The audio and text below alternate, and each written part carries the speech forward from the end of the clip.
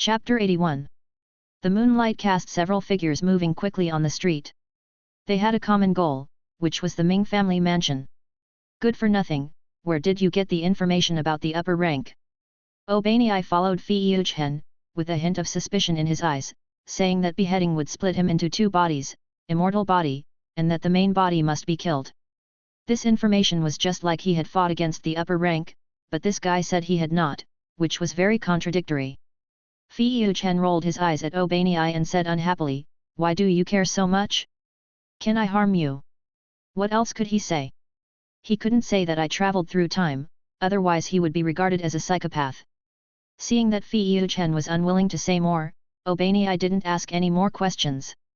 After all, what he said was right. He would never harm anyone.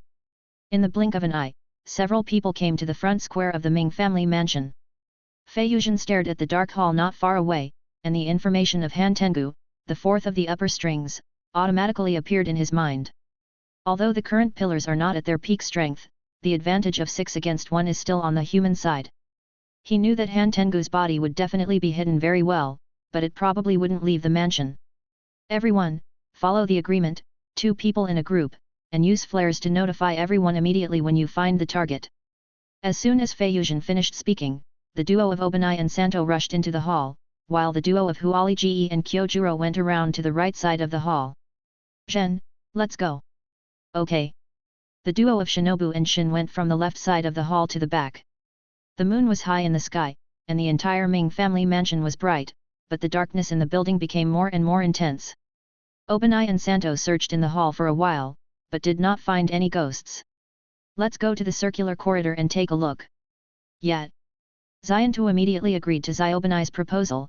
After all, he had been here once. Just as Xiaobanai passed through the side door, a ghost rushed down from the eaves. He remembered the breath, it was the guy who attacked last time. He dodged sideways, and the appearance of the evil ghost was revealed under the moonlight. It crawled on the ground like an old dog, trembling all over, and kept humming in a low voice, "Dead, dead. So scared. Ah, ah, ah. Someone come to save me." Xiantu. This thing can be an upper rank, what a joke. But he quickly calmed down, because Fi Yuchen said that this upper rank is very good at pretending to be weak. Before he could make a move, Xiantu had already taken the lead to launch an attack.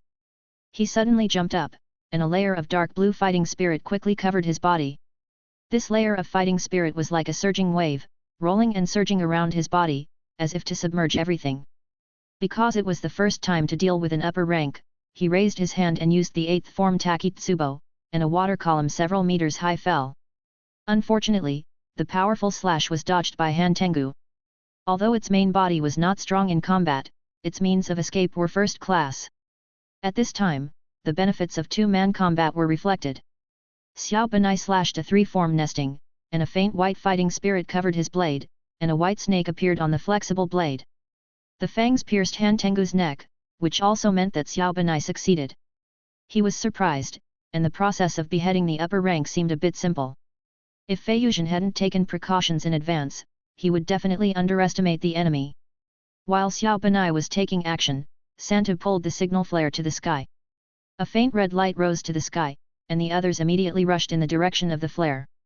Han Tengu's head mixed into the lake, and its headless body had a golden scepter in its hand. In an instant, thunder rumbled. The golden electric current ran straight through the entire corridor like a hungry wolf, and Xiaobanai ran up the wooden wall on the side and took the opportunity to jump into the air. At the same time, a brand new head grew on Han Tengu's body, and the angry roar was even louder than thunder. "Asshole, you dare to cut off the head of the original body, I will cut you into 8 pieces." Jinu, one of Han Tengu's 4 avatars, came online, and it is also the leader of the 4 split bodies. Jinu has shoulder-length hair, 2 protruding curved horns on his forehead, and cracked spots on his forehead and under his eyes. Its eyes are dark red, and the irises of its left and right eyes are engraved with Si and Shangxian respectively. At this point, the timid upper string 4 was eliminated, and the real upper string 4 appeared. Obanei and Santo had no time to be surprised by the immortality of this upper string. Up and down, they all attacked Jinu. Snake breathing type 2 narrow head fangs. Water breathing type I water surface slash. One of them aimed at Jinu's neck, and the other aimed at its arms. At this moment, the lake in the middle of the circular corridor was bubbling, and the clone transformed from Ban Tian Dog's head jumped out of the lake. It laughed loudly and waved the maple leaf fan vigorously. This seemingly ordinary small fan was like a huge storm center at this moment, setting off a strong wind. The strong wind whistled past, and the lake water was almost blown back, and even half of the lake water was swept into the air. Ji Nu took the opportunity to release lightning. In the narrow corridor, Xiao Benai and Santu had no way to dodge, and were blown away by the wind carrying heavy water and lightning. With a loud bang, half of the wooden wall on the left side of the hall collapsed, and the two plowed the land in the front square for more than 10 meters before stopping. Coke held his stomach and laughed, saying in a playful tone, "Home run, two garbage humans, garbage, ha ha ha." As he said that, he made a face at the collapsed half of the wall. "Coke, let's pursue the victory." Ji Nu rolled his eyes at it and ordered, but the other party was unmoved and just laughed to himself. Coke. Ji Nu's facial features were squeezed together. In the past few hundred years, this guy has never listened to his orders, even though he is the leader. In anger, he grabbed Coke's hair and threw him into the front yard like a shot put. "Asshole! Hurry up and do it! Ji Nu, you bastard!" Coke, flying in the air, cursed, but he soon laughed. After all, it feels good to fly in the sky, so fun. Ji Nu jumped up with a strong anger, as if the whole world had provoked him. His figure was as fast as lightning, and he jumped in front of Xiao Baniai in the blink of an eye. Where he was standing, the ground suddenly sank, forming a pit several meters deep. His goal was clear: whoever cuts me, I will cut him. Chapter 82. Before Ji Nu could make a move, a crescent-shaped fiery red blade wind slashed from its side. This blade wind was so hot that the air was burned and twisted wherever it passed. Ji Nu was startled and quickly used his staff to block it. In an instant, the thunder and fire intertwined and burst into dazzling light. With a click, the staff broke in half. Kyojuro's fiery eyes intervened in Ji Nu's sight. Another damn swordsman ruined its good deeds. It was furious. It dodged the slash sideways, but was still touched a little by the blade wind. In desperation, it chose to keep its distance. Kyojuro pulled up Obanai and asked with concern, "Are you okay?" "I'm fine, thank you." Obanai stared at Ji Nu with cold eyes and slowly said, "Leave it to me." Seeing that the situation was not right, Kale immediately waved his fan and a gust of wind blew out, but before the wind reached Kyojuro and the others, a sturdy figure fell from the sky. Accompanied by a loud explosion, countless blade winds cut off the gust of wind, and dust flew in an instant. As the dust dissipated, Duzui Tenjin turned his head and smiled, the diamond chain hanging from his forehead sparkling, and said proudly, "This grandpa made a gorgeous appearance, ha ha ha." In an instant, the situation reversed, 4-2. However, Ji Nu and Kale didn't care. After all, as long as the main body was not dead, they would not die no matter how many times they were beheaded. Boring. Obanai made a sharp comment, and the figure passed by Huali like a swift venomous snake. "Xiao Baniai, what do you mean? You are an unromantic guy." Huali immediately cursed and stamped his feet in anger. Under the hazy moonlight, a huge white snake was advancing in the square in a winding way, with its head raised high, its sharp fangs emitting cold light, and its eyes were cold and ruthless. Snake breath type 5 long winding snake. Xiao Baniai's figure flickered in the snake's body. His target was Ji Nu, and the two of them were fighting to the death. Ji Nu was not in vain. It held the golden scepter tightly, and lightning surged around it, and the ground cracked. Boom! The knife light and lightning light collided in the air, making a deafening noise. Under this powerful impact, a big pit was smashed out of the ground, with dust flying and smoke everywhere. "Wow, so awesome!" Kara, who was watching the show, was like a kindergarten kid who was praised by the teacher, laughing and clapping his hands. "Kara, if you still want to be lazy, I'll kill you next." With such a bad teammate, Ji Nu was so angry that his lungs were about to explode. He fought with Xiao Benai in the deep pit while cursing K-Law. When the sun wheel blade and the scepter collided again, Ji Nu took the opportunity to stick out his head for the other party to chop. After all, K-Law, that idiot, was unreliable, and he had to call some more people out. Xiao Benai only wanted to chop this guy to death, and completely forgot Fei Yuzhen's instructions. He told several people to try not to behead the clone of Upper String 4. With one knife, Ji Nu's head flew out of the big pit. In the blink of an eye, a ball of black fog exploded in the air, and a brand new clone rushed out of the fog. This clone likes to laugh as much as K-Law, but it has a big difference in shape from Ji-Nu and K-Law. Kong Xi is half ghost and half beast. He is strong and has wings, bird claws on his hands and feet, and golden beads on his waist. Before Ji-Nu gave the order, Kong Xi could not wait to act. He opened his mouth and took a deep breath. As he inhaled, his chest began to rise and fall violently and collided. Then, a vortex of sound waves gushed out of his mouth, sweeping across most of the square like a tornado.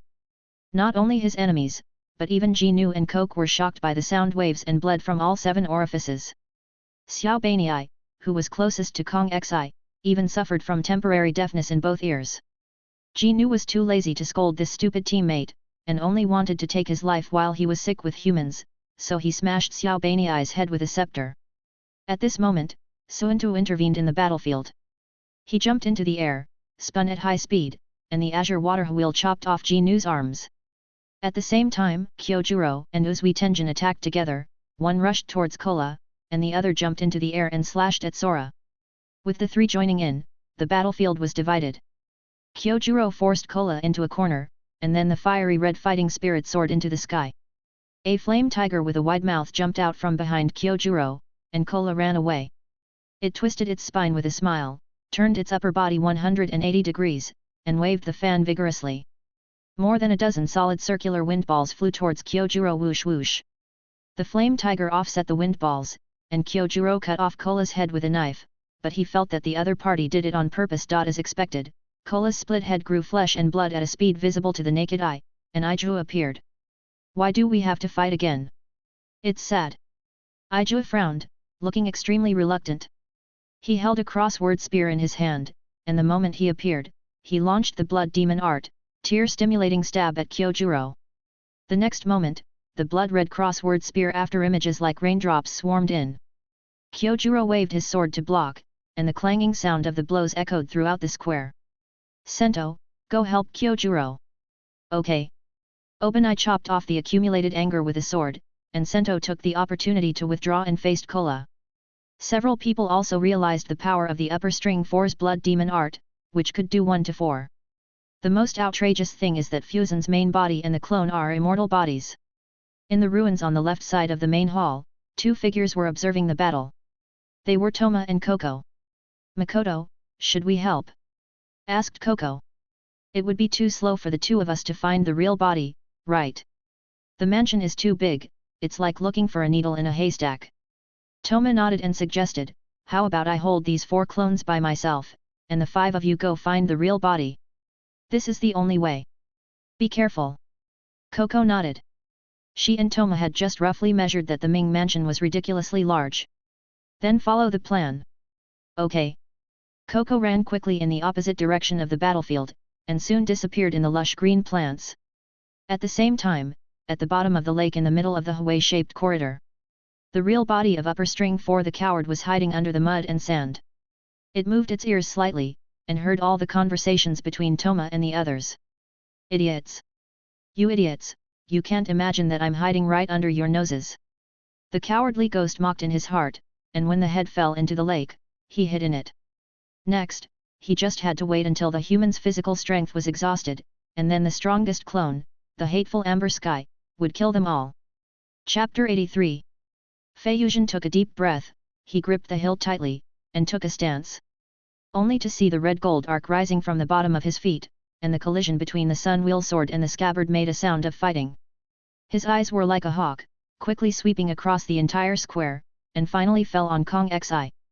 At this moment, Kong Xi and Huali Ge were fiercely fighting, and they didn't notice Fei Yuzhen, the 6th brother, at all. It was impossible to talk to a ghost openly. He slowly exhaled a breath of turbid air, and the lightning on his body reached its peak. With the thunder in the clear sky, Kong Xi fell like a plane with a malfunction. Huali Ge raised his eyebrows at Fei Yuzhen and consciously withdrew from the battlefield. At this point, the first link of the plan began, and the actor Fei Yuzhen went online. After beheading Kong Xi, he turned around and swam away, and a series of azure figures formed a dragon.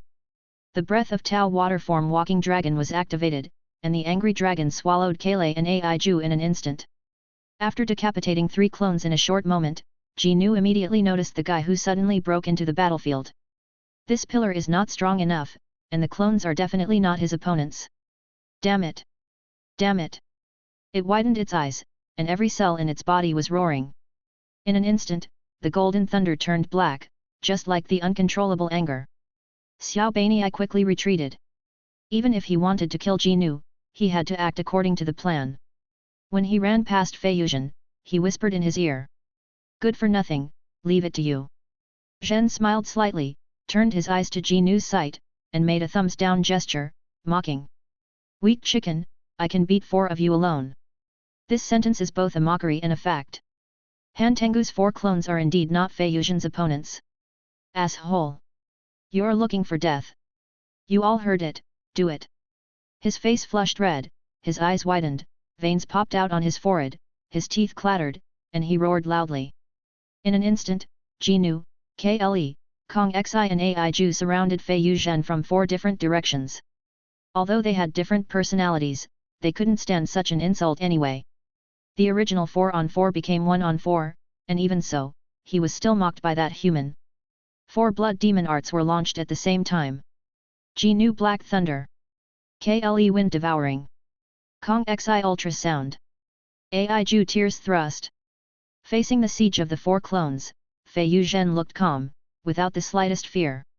A stream of earth yellow fighting spirit gushed out of his body, lingering around his body like smoke. This Do Qi exudes a strong and heavy breath, as if the power of the earth is gathered in him. Breath of Tao Mountain-shaped Sun Yu. As Fei Yuzhen danced with the sun wheel sword in his hand, the earth yellow Do Qi also began to flow rapidly, forming a strange light, in which a huge Sun Yu image gradually emerged. The blade wind deflected the combined attack of Han Tengu's 4 clones. Under the influence of the residual power of this power, the ground was full of cracks, the floor tiles flew everywhere, and the front square was in ruins. The dust cleared, and Fei Yuzhen walked out in the shocked eyes of the 4 clones. He patted the dust on his body and said sarcastically. Oh! So powerful, I almost died. A bunch of garbage, I suddenly feel that a dog is better than you as upper string 4.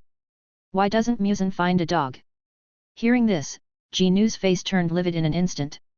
He clenched his teeth tightly, and pieces of tooth fragments flowed out of his mouth.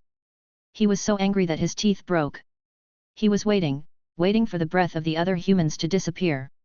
Finally, the breath of the other humans disappeared completely. They probably went to find the original body, but the original body was right in front of them, and they would never find it in their lifetime. Thinking of this, Ji Nu felt better. Ji Nu suddenly held his forehead and laughed wildly, because next, it was the turn of Zhang Boshan to justify the name of upper string 4. Ha ha ha ha. Boring human, do you think you are strong enough to fight 4 people alone? Do you think you can kill us with just your few people? How ridiculous. Ji Nu held his forehead with one hand, and the other 3 clones stared at Fei Yuzhen with the same dead look. The 4 ghosts said in unison. Next, it's a one-on-one moment. Human, go to hell. The moment the voice ended, the 3 clones except Ji Nu turned into thick black fog, and they drilled into Ji Nu's body at a speed invisible to the naked eye. A black fog cocoon wrapped it, and then a cold and tyrannical voice of a young man sounded. Sinful human, prepare, are you ready to be judged? As soon as the words fell, a hand holding an S-shaped drumstick pierced the mist cocoon. Ban Tengu's strongest clone, Sen Boshan, appeared. If the 4 clones are not impressive enough, it can fight Fei Yuzhen. Sen Boshan looks like a child, with 2 protruding curved horns on his forehead, and cracked spots on his forehead and under his eyes. The golden pupils are surrounded by crimson whites. He wears golden armor, majestic and domineering, and has 5 drums with the word Sen on his back. Fei Yuzhen made a sword flower, and he became visibly serious, thinking that the original form of the cowardly ghost was nearby. What he had to do next was to fight with all his strength, and then he would be exhausted and defeated. With only one person left, the cowardly ghost might be attracted by the thin blood. For Fei Yuzhen, acting skills alone were much better than sword skills. He stepped on the thunder and arrived in an instant. At the moment when the lightning was about to engulf the thunder, the opponent easily retreated and dodged. Aren't you very strong? The thunder taunted, I'm standing here, why can't you cut it? What it didn't know was that Fei Yuzhen had not used his full strength since the moment he joined the battle. He was only 70% of his strength when he was fighting against the 4 clones. In order for the plan to proceed smoothly, he naturally would not go all out. It was enough to fight with Zhang Botian on equal terms. Bantengu was extremely schizophrenic, and different clones had different personalities. This was the strength of its blood demon art, but also its weakness. Otherwise, the accumulated anger would not have caused Zhang Botian to appear because of the provocation. Come on, cut me. Weak chicken human. Zhang Botian gave a thumbs up with a smug smile on his face, and scolding him made him feel much better. After all, Fei Yuzhen's actions just now were shared by the 4 clones in its memory. Not only the 4 clones, but even the coward hiding under the lake was shaking with anger. I have been serving as the 4th of the upper strings for hundreds of years, and when have I ever suffered such grievances? Now that the main body is safe, it is necessary to teach this ignorant human in front of him a bloody lesson. Chapter 84. Boom! Boom! Boom! The drumbeats sounded like huge rocks hitting the ground, making a deafening noise that seemed to penetrate people's souls. As Zhang Botian slowly put down his hands, he looked at Fei Yuzhen with only the arrogance of being the only one in his eyes. The blood demon art, Wu Jian Yeshu, was activated. In an instant, the black mist gushed out from the drum behind Zhang Botian like a surging wave, instantly covering the entire front square. As the black mist gradually dissipated, a shocking scene appeared before his eyes. 8 huge skink heads poked out of the black mist. They were ferocious and majestic, and each of them exuded a suffocating breath. Zhang Botian hooked his finger at Fei Yuzhen, opened and closed his lips, and said jokingly, "Trash, die." The skink roared and rushed towards Fei Yuzhen, and he smiled, "This is more exciting." Then a breath that was no weaker than that of the hateful amber sky burst out, and the silver fighting spirit as bright as the stars made the evil ghosts excited. At the moment when the 4 stone dragons clashed with Fei Yuzhen, the other 4 released the blood ghost technique thunder killing together. Fei Yuzhen had no way to avoid the strangulation without dead angles and the violent thunder and lightning, and the narrow space made it impossible to use the black tortoise. Since he couldn't stop it, he would fight. Sometimes, attack is the best defense. In an instant, a silver beam of light shot up into the sky, the thunder was shattered, and a pair of golden eyes lit up between the gaps of the stone dragons, and the gold was like the sun that never goes out. At the same time, the afterimage of a full moon emerged from the encirclement between the stone dragons, and a full moon-shaped slash crushed the 4 stone dragons. Fei Yuzhen was wrapped in a layer of silver fighting spirit all over his body. Unlike before, this fighting spirit was extremely strong. Breath of Tao Earth-shaped full moon. He approached Zhang Botian step by step, and with every step he took, a silver crescent-shaped blade wind would shoot out from his side. Zhang Botian frowned, and he estimated that this human had used his strongest sword skills, but there must be a time limit. He hurriedly beat the drum, and saw that the 4 broken skin dragons were restored to their original state. They raised their heads, and 4 different energies condensed in their mouths. Roaring, thunder killing, storm, and tears. These 4 blood ghost arts originated from the 4 clones, and their power was much stronger than before. As the blood ghost arts sprayed out of the skin dragon's mouth, 4 different colors reflected each other in the air, forming a creepy scene. White sonic booms continued, as if to swallow everything, purple lightning condensed into pillars, making crackling explosions, black wind blades intertwined into a large net, leaving nowhere to escape, blue spears were like lasers, making a deafening roar. The whole scene was like the end of the world, making people feel desperate. There were several meters deep gullies on the ground, large pieces of soil floated in the air, and the flying sand and rocks were unstoppable. But in this hellish scene, only a silver light became brighter and brighter. Fei Yuzhen held the knife in one hand, with the full moon hanging high behind him. The crimson high ponytail swayed wantonly under the terrifying aura. There was no need for gorgeous sword moves, just raising his hand and waving it. A huge 10-meter-long blade wind shot out like a cannonball, surrounded by many silver crescent blades. When the 2 forces clashed, a loud bang went straight into the sky. Fei Yuzhen walked out of the smoke and dust expressionlessly. At this moment, he was like a god descending to the world. This is the power of the earth form, which comprehensively amplifies all functions of the body, which is somewhat similar to the blessing of stripes, but this is the application of fighting spirit. Damn it! Damn it! Zhang Botian frantically hit the drum behind him, and threw the stone dragon and blood demon art to Fei Yuzhen one after another, but no matter how it attacked, it would eventually be defeated by the full moon.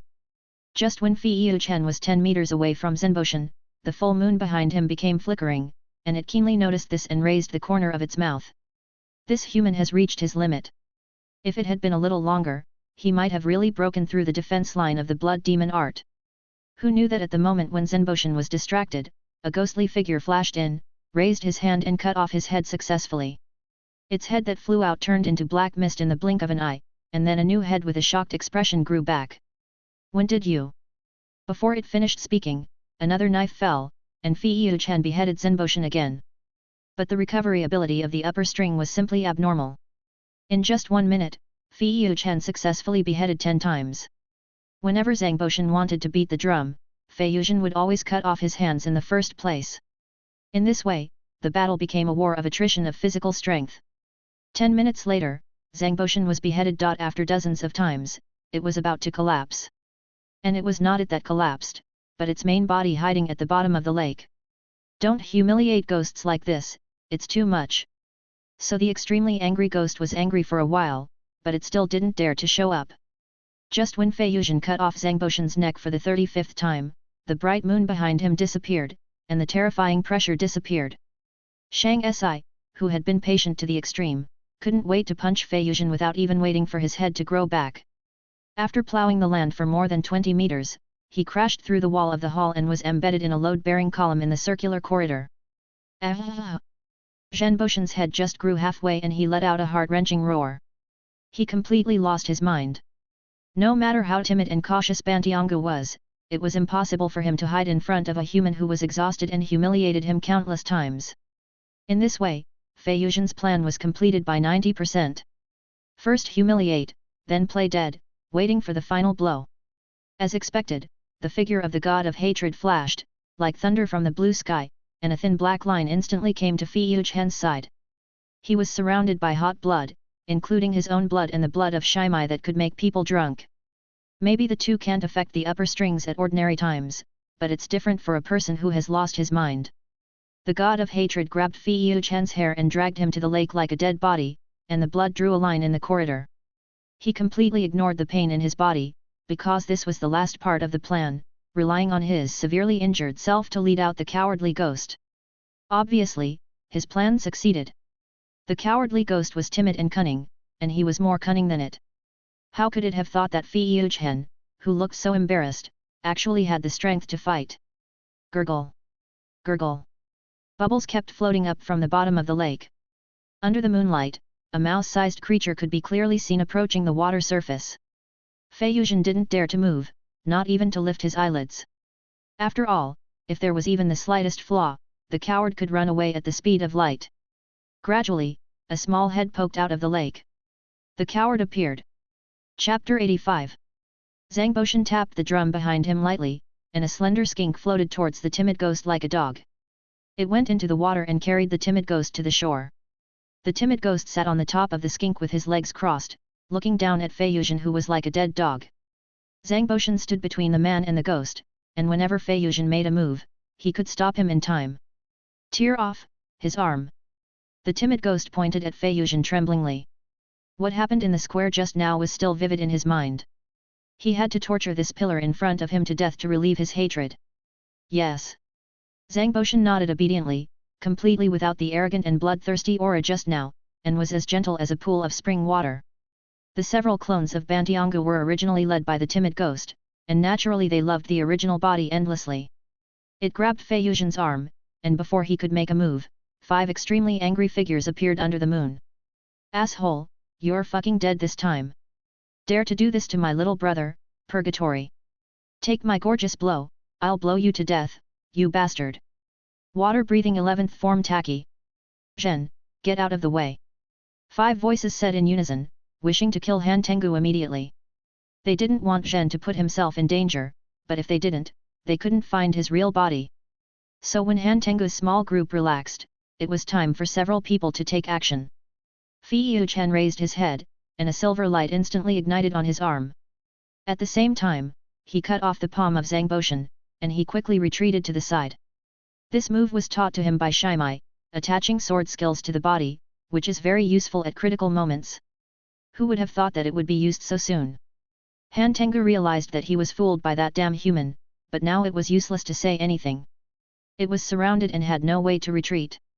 In desperation, it had to use its ultimate move to save its life. Thunder rumbled and the drums behind Zangboshan exploded one after another. In an instant, dozens of stone dragons flew out of its body like lightning, each of which exuded a terrifying aura. These stone dragons rushed towards Koko Shinobu and others like crazy, and Zangboshan also drained all his physical strength at this moment, transforming it into a powerful explosive force in an instant. Its originally strong body quickly shrank, and it was like a bamboo pole. It released all its blood demon arts in this small space at once, and in the blink of an eye, the Ming family's hall was razed to the ground. There were broken walls and ruins everywhere, and Zangboshan turned into ashes because of the exhaustion of energy. This scene was unexpected by Fei Yuzhen. He didn't expect that there would be such a trick when the main body and Zangboshan were together. Tao breathing earth form full moon possession, a round halo emitting silver light slowly rose from behind Fei Yuzhen. He seemed to turn into a shining meteor, breaking through the ruins at an astonishing speed. The silver light streaked across the sky, illuminating the surrounding darkness. After a simple glance, he saw that the others were fine, so he rushed straight to the cowardly ghost. The cowardly ghost's last move was miscalculated. Not only did it not hurt the enemy, but it also blew up its shelter. Looking around, the main hall of the Ming family mansion was flat, and there was not even a piece of vegetation. And how could the cowardly ghost, who had no fighting power, dodge Fei Yuzhen's sword? The sun-wheel sword flashing with dazzling silver light drew an arc in the air, and slashed fiercely at the neck of the cowardly evil ghost with an irresistible force. At this critical moment, the body of the cowardly ghost expanded rapidly, and the flesh was like a wriggling maggot, and a taller figure appeared. This was the last clone of the main body in desperation, the hateful ghost. Of course, this was just the mimicry of the cowardly ghost, and it was hidden in the heart of the hateful ghost. Fei Yuzhen raised his knife and beheaded the hateful ghost. He immediately twisted the blade and aimed at the heart of the hateful ghost. The cowardly ghost hiding there was stunned. This human seemed to know where he would hide. It was desperate and gave up the mimicry without blinking. It jumped into the air and jumped to the ruins on the side in panic, shouting at the same time. 100 Eyes! Come and save me! You bastard, it's all your fault for wanting to eat people! 100 Eyes! Hearing this, Fei Yuzhen trembled all over. He didn't expect it to be that guy, whose strength was not weaker than the previous upper rank of the beginning. As soon as the words fell, a layer of black and purple mud appeared on the ground below the cowardly ghost, and a thick arm stretched out from it, and then grabbed the cowardly ghost. What a waste, you might as well die. The weak don't deserve to live. Bai Mu really wanted to throw the cowardly ghost to Fei Yuzhen, but he had no choice. Can't transmit cells. If it does so, it will have to fight with Muzhen. To be honest, it doesn't want to go back underground. It just wants to challenge the peak state of Tiandao Fei Yuzhen. After thinking about it, it chooses to save Han Tengu. However, Bai Mu played a trick. It only had one arm exposed outside, and the speed of retracting it was very slow. It dragged for 2 seconds. Then, a silver blade wind flashed, and Bai Mu's arm flew into the air like a kite with a broken string. The coward was stunned, but it had no chance this time. Fei Yuzhen raised his knife and fell, and the body and head of the coward fell to the ground together.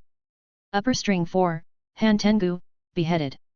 It has been living in extreme poverty all its life, but it didn't expect to meet a pig teammate in the end. The silver light faded away, and he turned around and shouted at Koko Shinobu and the others at the top of his lungs. Run! Run! As soon as the words fell, a slender, pale ghost popped out from the mud on the ground. It seemed that Bame threw it out, and it definitely didn't do it voluntarily. Ah! Lord Bame, I don't want to die yet. The ghost fell to the ground, and it stood up tremblingly. It was thin and looked like a heavy smoker. There were purple cracks all over its body, just like a piece of porcelain that was broken and then put together with water. The dark purple eyes stared at Fei Yuzhen, and the hatred that was almost materialized surged. The words upper string were engraved on its left eye, but not on its right eye. If Sane was there, he would have chopped him up with curses, because this was his beastly father, Busugawa Kyugo. By the way, its current name is Lazy Sora, a talented candidate for the upper rank. It's you. Long time no see, you're doing well, I really regret not chopping you to death last time. Fei Yuzhen held the knife in one hand, and Koko Shinobu and others gathered in his direction. They would never abandon him and run away. The 6 people fought in a row. Although they were injured by the explosion just now, with the 3,000 lives saved, the fight was not in vain. Fei Yuzhen looked left and right, smiled bitterly, and said, "There is at least 1.5 upper rank at the scene." Koko Shinobu gave him a slap and said angrily, "So what, I'm running away, you big head ghost. Good for nothing, do you think I'm weak? Running away is not my style, I'll fight if I want to, ha ha ha.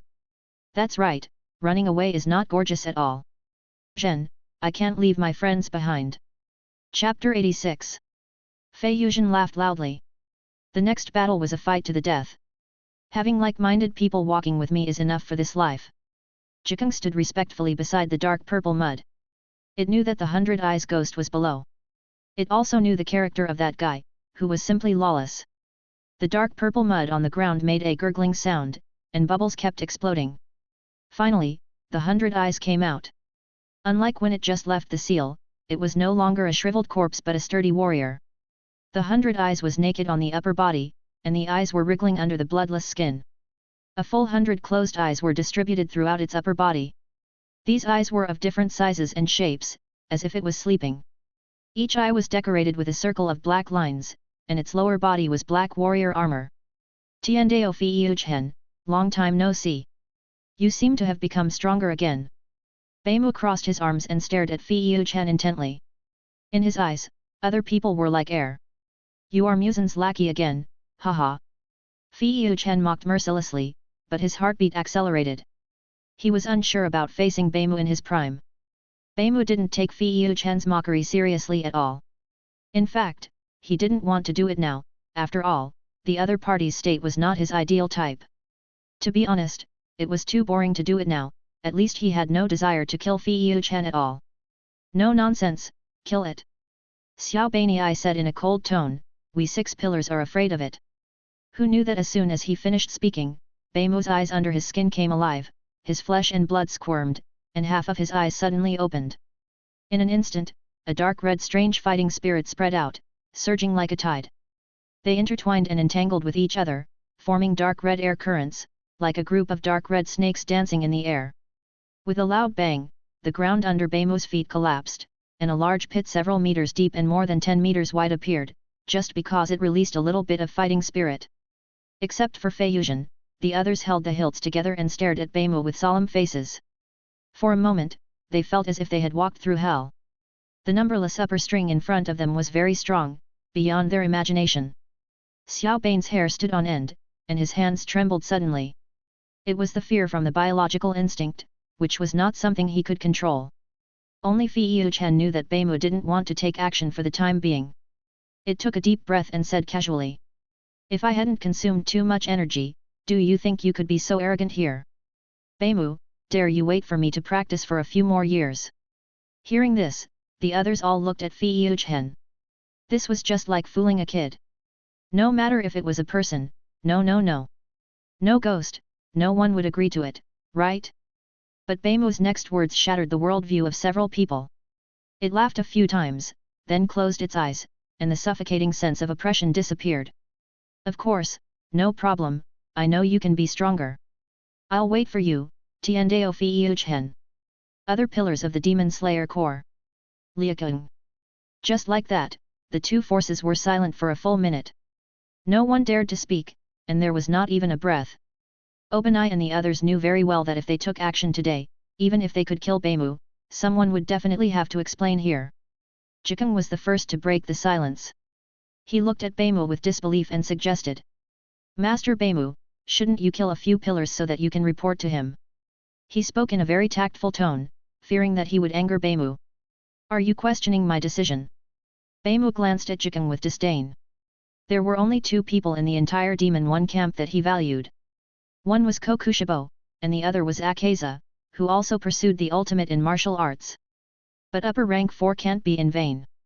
Without waiting for Jikeng to finish, Beimu threw a punch casually, and in an instant, his upper body turned into a blood mist. "I said I won't fight, so I won't fight.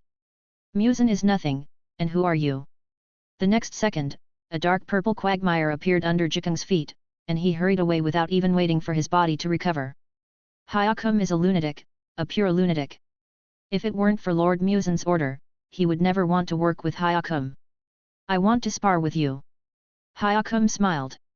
He was actually eager to fight, but he would not kill. As a demon, he can grow back his limbs and break through the limits that humans cannot reach, so he values Toma as a human being more. Being able to do things that break the limits of human beings with a human body is what it considers powerful. So its current goal in life is to kill the strongest Fiuchen, and it is not bad to practice now. Okay. But I have a condition, let them leave. Fiuchen pointed to the people around him and said seriously. Baimu waved his hand.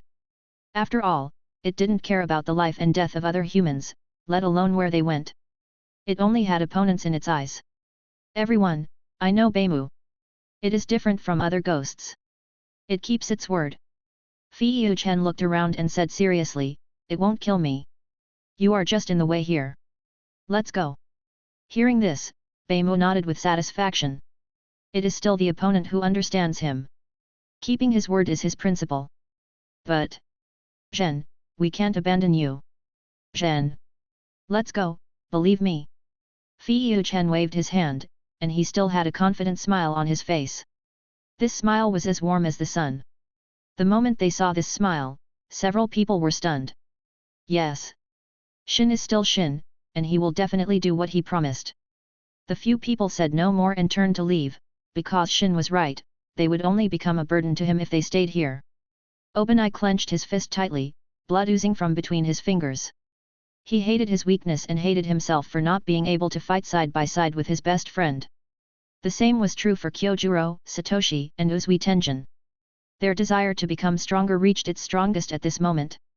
They didn't want Hao Shin to be a wall that blocked danger for everyone, they wanted to stand with him more. After walking a few steps, Koko Shinobu ran back with red eyes. She hugged Fiuchen from behind and said in a crying voice. I won't leave. I'll just watch from the side. I don't want to leave. I don't want to leave you. The other people also stopped. They turned to look at Baimu and said in unison. I'll just watch you too. If you die, we'll take you with us. Baimu sneered, with disdain, disgust, and even contempt in his laughter. It slowly said. Take me to die, are you worthy? Chapter 87. Of course, I don't care whether you rubbish are here or not. Stay away, be careful not to be crushed by me. Once Baimu changed the person he was talking to, he became like a ghost, extremely arrogant. Fiuchen gently wiped away the tears from the corners of Koko Shinobu's eyes, his fingers gently slid across her cheeks, his voice as soft as the spring breeze. Don't cry, stay here obediently. After saying that, he turned and walked towards Baimu.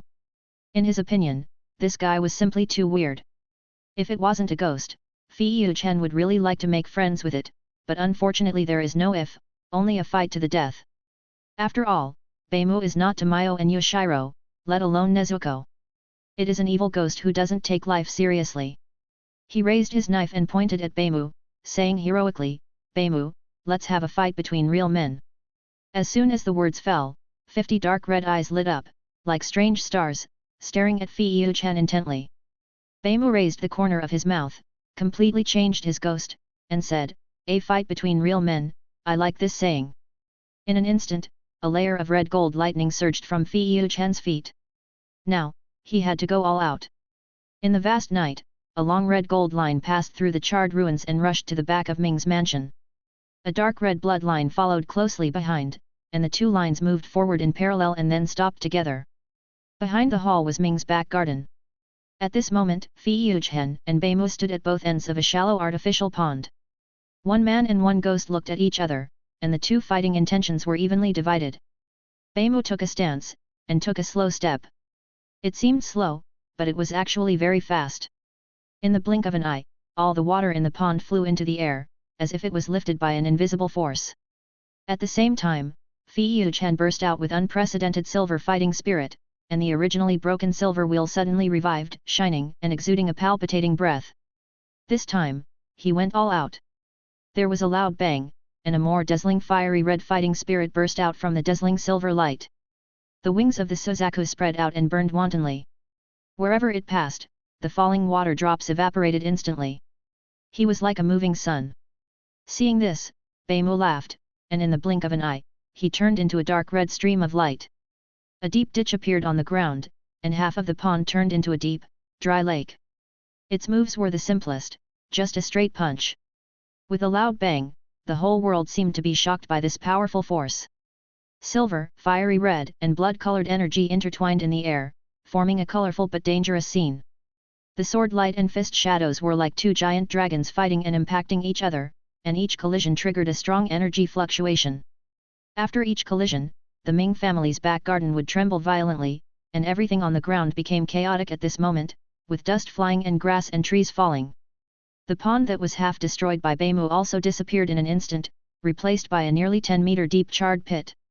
The 5 cocoa wrens stood on the ruins of the hall, holding their breath, and every sound touched everyone's heartstrings. They usually just sparred, and they didn't really know how powerful Feiyu was. At this moment today, they realized how strong the annoying guy who laughed and always liked to play pranks was. 100 eyes means that guy has released all the strength of his 100 eyes, right? Said Santo with a serious face, but it has only about 50 eyes open. Upper rank 4 is just the bottom among the upper ranks, this is probably the real strength of the upper ranks. The 5 of us together will probably be on par with the 100 eyes with 50 eyes open. We must work harder in the future. Kyojuro clenched his fists, and after realizing the gap, he would strive to catch up. The enemy faced by the Demon Slayer Corps is far more powerful than they imagined. Shinobu Koko bit her lower lip, blood oozing from her mouth. She wanted to rush up immediately. But that would only distract Shin. She was extremely entangled in her heart, and every time the earth trembled, her heart would skip a beat. Looking back at the charred pit that looked like the gate of hell, there were 2 kinds of fighting spirits wandering on the pit wall, and the inside was even more dusty. But the sound of the beating was much weaker. As the wind blew over, the ragged Feiyuan was revealed. He was covered with wounds, some of which were more than 20 centimeters long, and some had exposed bones. This was the most serious injury he had suffered since he killed the demon. On the other hand, Beimu had 52 eyes and lost both arms. During the battle, it was estimated that at least 2 of his arms were cut off by Feiyuan arm. However, this level of injury is nothing to it, and it will recover in the blink of an eye. It stared at Feiyuan with burning eyes, and could no longer suppress the joy in its heart. It was hard for it to imagine how strong this guy would be in a few years. Frankly. Look forward to the day when you can take over my Beimu. See you, Tiandeo Feiyuan. Beimu performed a martial arts salute to Feiyuan. It said that it would not kill him. As soon as the voice fell, it jumped out of the deep pit, just glanced coldly at the 5 people watching the battle and disappeared into the night. Feiyuan fell down when he noticed that Beimu's breath disappeared. Fortunately, he used his knife to support the ground in time to avoid falling. Damn, you pervert, you are so strong. He cursed with a smile, and then the corners of his mouth curled up. You know, Feiyuan's full effort is the strongest without the strongest breath of Dao, without the red knife, without the stripes, and without reaching the state of transparency. Beimu didn't kill him. He didn't have the pressure of death, so it was difficult to force out the stripes, let alone the realm of transparency. Because there was no pressure of death, Feiyuan habitually kept a hand. But Beimu was also letting the sea go. It was more like testing how far Feiyuan had grown. The battle at Ming's mansion was ultimately won by the Demon Slayer Corps. Who let Beimu, a martial arts fanatic who didn't care about the survival of humans or the lives of demons, come in? Shin. Kaocho Shinobu slid down the dark pit wall. The complex terrain made her fall. Feiyuan wanted to help him, but the wounds on his body made him unable to move at all. Not to mention the excessive blood loss. If he didn't have a physique comparable to that of a demon, he would have been sent away by Beimu long ago. Go find a rope and pull Shin up. Xiao Bani shouted, and the other men ran away in a panic. Makoto, Wuvuwu. Makoto. Shinobu Koko stumbled towards Toma, tears streaming down her eyes and soaking her hair. Suddenly, there was a crisp sound, and Toma's Nichiren blade could no longer withstand the high pressure from him and Bame, and broke. Toma, with his limbs weak, collapsed immediately. Chapter 88. Feiyuan's vision became blurred. He felt that everything around him was so slow. Wherever his eyes went, he could only see Shinobu. He wanted to reach out and grab Shinobu, but he was too tired. He suddenly felt very lucky. At least Beimu kept his promise, at least Shinobu and everyone were still alive. That was enough. Thinking of this, Feiyuan's mouth corners rose, and he murmured, Shinobu. The rest of the words got stuck in his throat, but he did not fall on the dark mud. Koko Shinobu knelt on the ground and hugged him. She held Fei Yuzhen's right hand tightly, carefully placed it on her lips, and kissed it as if it were a rare treasure. She smiled and cried, and replied. Zhen, I'm here, I've always been here. He lay in Koko Shinobu's arms, and the two of them stood in the charred pit like sculptures, as if there were only two people left in the world. Fei Yuzhen panted for a moment, he raised his bloody hand to wipe the tears from Koko Shinobu's face, and forced a smile very weakly, Shinobu, it's not good to have a tearful face. At least we are still alive, isn't this good? Smile, I like to see you smile. I'm tired, I'll sleep for a while, see you later. His hand slipped quietly, of course, he was really tired, plus he was hungry, so he fell asleep. Seeing this, Koko Shinobu was completely panicked, she burst into tears. Zhen, don't leave me. Obanei stood silently by the side, he found that Fei Yuzhen's chest was rising and falling rhythmically, thinking about Koko Shinobu's speech, the corner of his mouth twitched. Hey, hey, hey. The person is not dead yet, otherwise such a big tomb would be worth it. He patted Koko Shinobu's shoulder, his tone was light, and his poisonous tongue attribute was restored. Obanei, it's not auspicious to say this, right? The elder brother on the side was embarrassed and complained. This guy is tougher than a cockroach. He won't die even if I die. Xiao Banei pointed at Fei Yuzhen and rolled her eyes. Shinobu, I say, aren't you a doctor? Why don't we treat Zhen urgently first? Kyojuro reminded. Shinobu instantly calmed down and turned to the two of them and said, get Zhen out first. After a while, several people left the ruined Ming's mansion. Several people rushed back to the temporary gathering point as quickly as possible. When they saw Fei Yuzhen, Mr. Ming Fuxian was stunned, and then hurriedly took Xiao Banei to the town's medicine store. Wait for me to knock on the door. People are still sleeping at this time. Ming Fuxian said and kept knocking on the door, human lives are at stake. Open the door quickly. After a while, no one answered.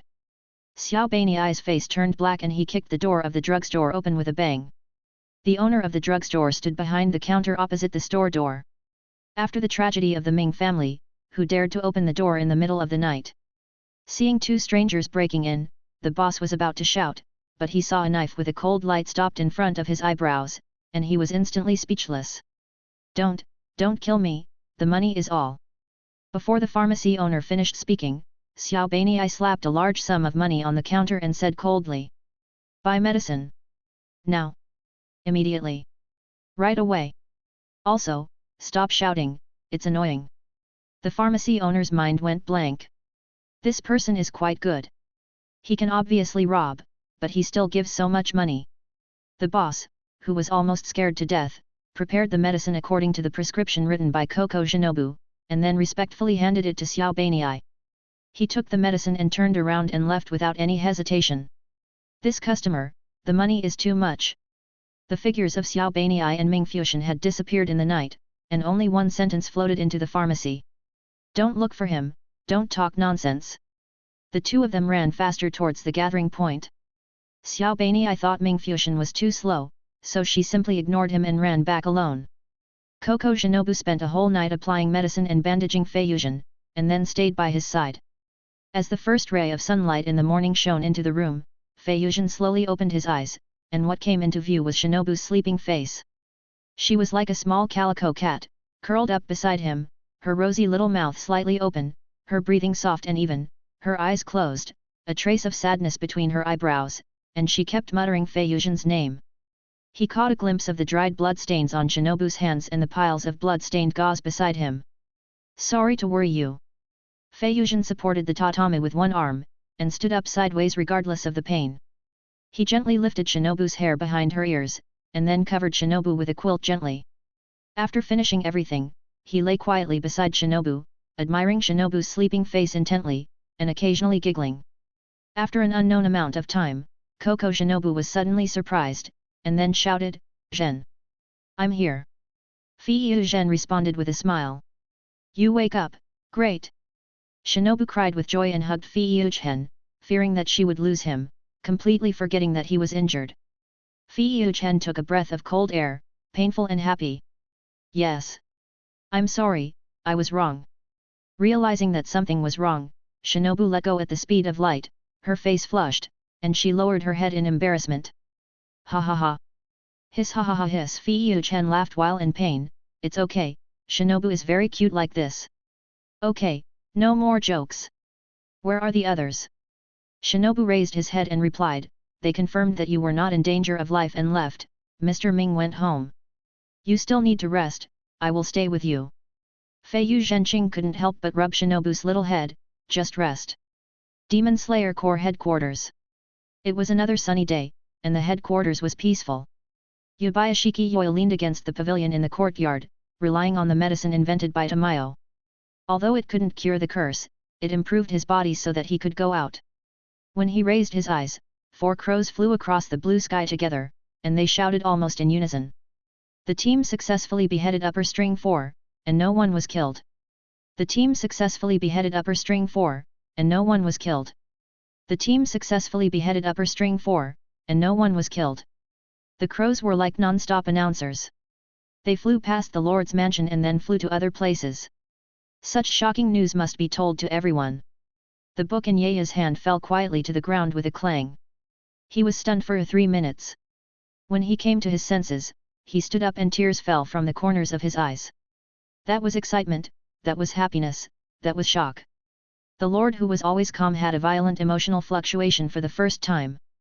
Looking at the history of the Demon Slayer Corps for hundreds of years, is there any news more shocking than this? The answer is no. The swordsman created a miracle. What exciting news! Upper String 4, this is very good. Ha ha ha ha. Yaya laughed loudly, and after crying, his laughter shook the sky. Chapter 89. Knock, knock, knock. A quick knock on the door sounded, and Shinobu Koko, who was kneading rice balls, put down her work and walked towards the door while answering. I'm coming, I'm coming. Who is it? As soon as the voice fell, Ming Fuxian's voice came from outside the door. He had taken care of his housework and came to say goodbye. Miss Butterfly, is Mr. Tiandeo feeling better? As the door opened, Ming Fuxian stood there with a smile, holding supplements in his hand. At this moment, Fei Yuzhen, who was wrapped in bandages, walked out from the inner room. After 10 days of recovery, he can move freely. If it were someone else, that kind of injury would require at least 2 months of lying down. Fuxian, I've said it before, just call me Zhen, and don't bring anything. Ming Fuxian smiled even more, he scratched the back of his head embarrassedly, and said. It's just some supplements, it's okay. Fuxian, do you want to eat together? No. Ming Fuxian waved his hand, he stuffed the supplements to Koko Shinobu, and then stepped back 3 steps with a serious face, he bowed deeply to the 2 of them, and said solemnly. Thank you, both of you, for getting rid of harm for the people. Actually, I came here to say goodbye today. I plan to study medicine, and then save more people until I pay for the sins of the Ming family. Also, please say thank you to Mr. Xiao Banii for me. Finally, it's nice to meet you. Ming Fuxian tilted his head slightly. If he hadn't met Fei Yuzhen and his group, he would have died that night. Goodbye. Goodbye. Fei Yu-Chen walked to the door frame with a frown on his face. He stood side by side with Koko Shinobu and watched Ming Fuxian leave. After lunch, the 2 sat in the yard to sunbathe. Over the years, Fei Yu-Chen rarely had such leisure time, especially the time with Shinobu. There is a letter. The holy blade suddenly landed in front of Fei Yu-Chen. Usually, it would stand directly on the shoulder of its master, but because Fei Yu-Chen was injured, it was afraid of hurting its master and changed its habit that it had persisted for several years. Of course, it still looked at Fei Yu-Chen with a look like looking at trash, and its tone was still cold. Thank you. Fei Yu-Chen wanted to reach out and touch the holy blade's head, but he dodged it flexibly. The letter was written by the Lord. Shinobu, you can rest assured. Don't worry about the things at the headquarters for the time being. There are enough people. Also, Shimizu has been promoted to the Wind Pillar. Finally, thank you for making history. I will remember it in my heart. I wish you a son soon, crossed out, happiness. Yaya's last sentence has a special meaning. After all, apart from recuperation, this is the 2 of them alone. Seeing the last blessing, Fei Yu-Chen's mouth twitched.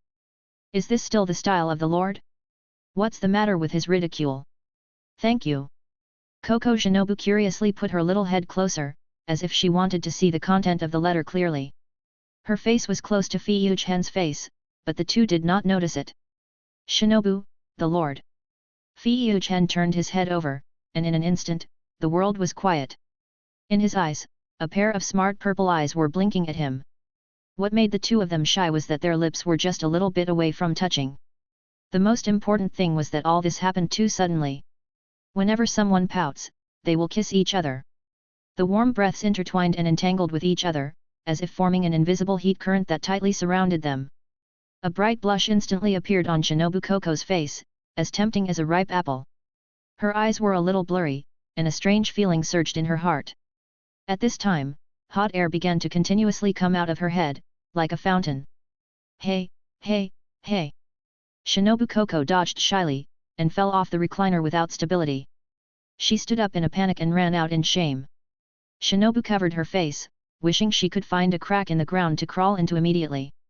It was obvious that she and Zhen were not in that kind of relationship, but she actually wanted to kiss him just now. It was simply a hooligan. In fact, Shinobu has always been a very traditional girl. She will only do some things after establishing a relationship. I'm going to buy rice. Zhen should be good at home. Hearing Shinobu's strange tone, Fi Yuchen laughed out loud. After all, he is a modern man, and many of his ideas are different from Shinobu, an old antique. Ha ha ha, so cute, hiss, the wound on my chest, hurts, haha. After a few hours, Shinobu returned to their temporary home with a lot of bags. She looked absent-minded from the time she came back until she finished eating. Shinobu, you have to eat. It went into her nostrils. Fi Yuchen interrupted Shinobu's contemplation with a smile and asked directly, is there something wrong? Tell me. In fact, when she went shopping, she heard that the town was going to hold a bonfire party to pray for disaster relief, and she bought 2 casual clothes on impulse.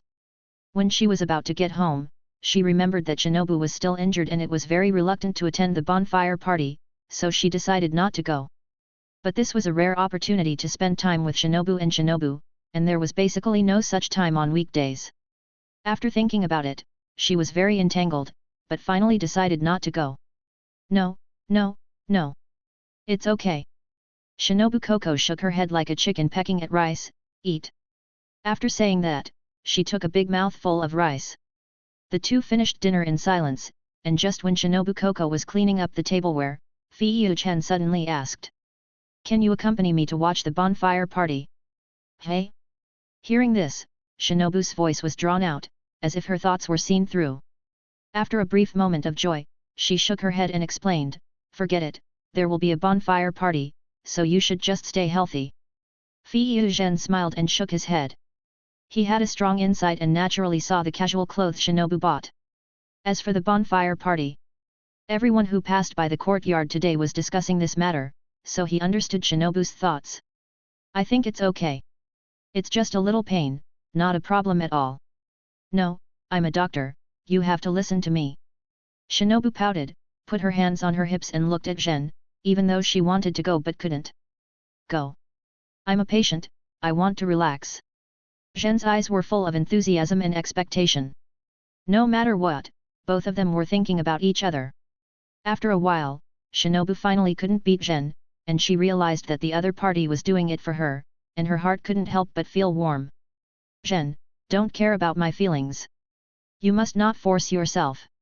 I'm super happy now and don't need a bonfire party at all. Fei Yuzhen smiled slightly, his eyes were tender, and asked, Miss Kachi Shinobu, are you willing to accompany me to watch the bonfire party?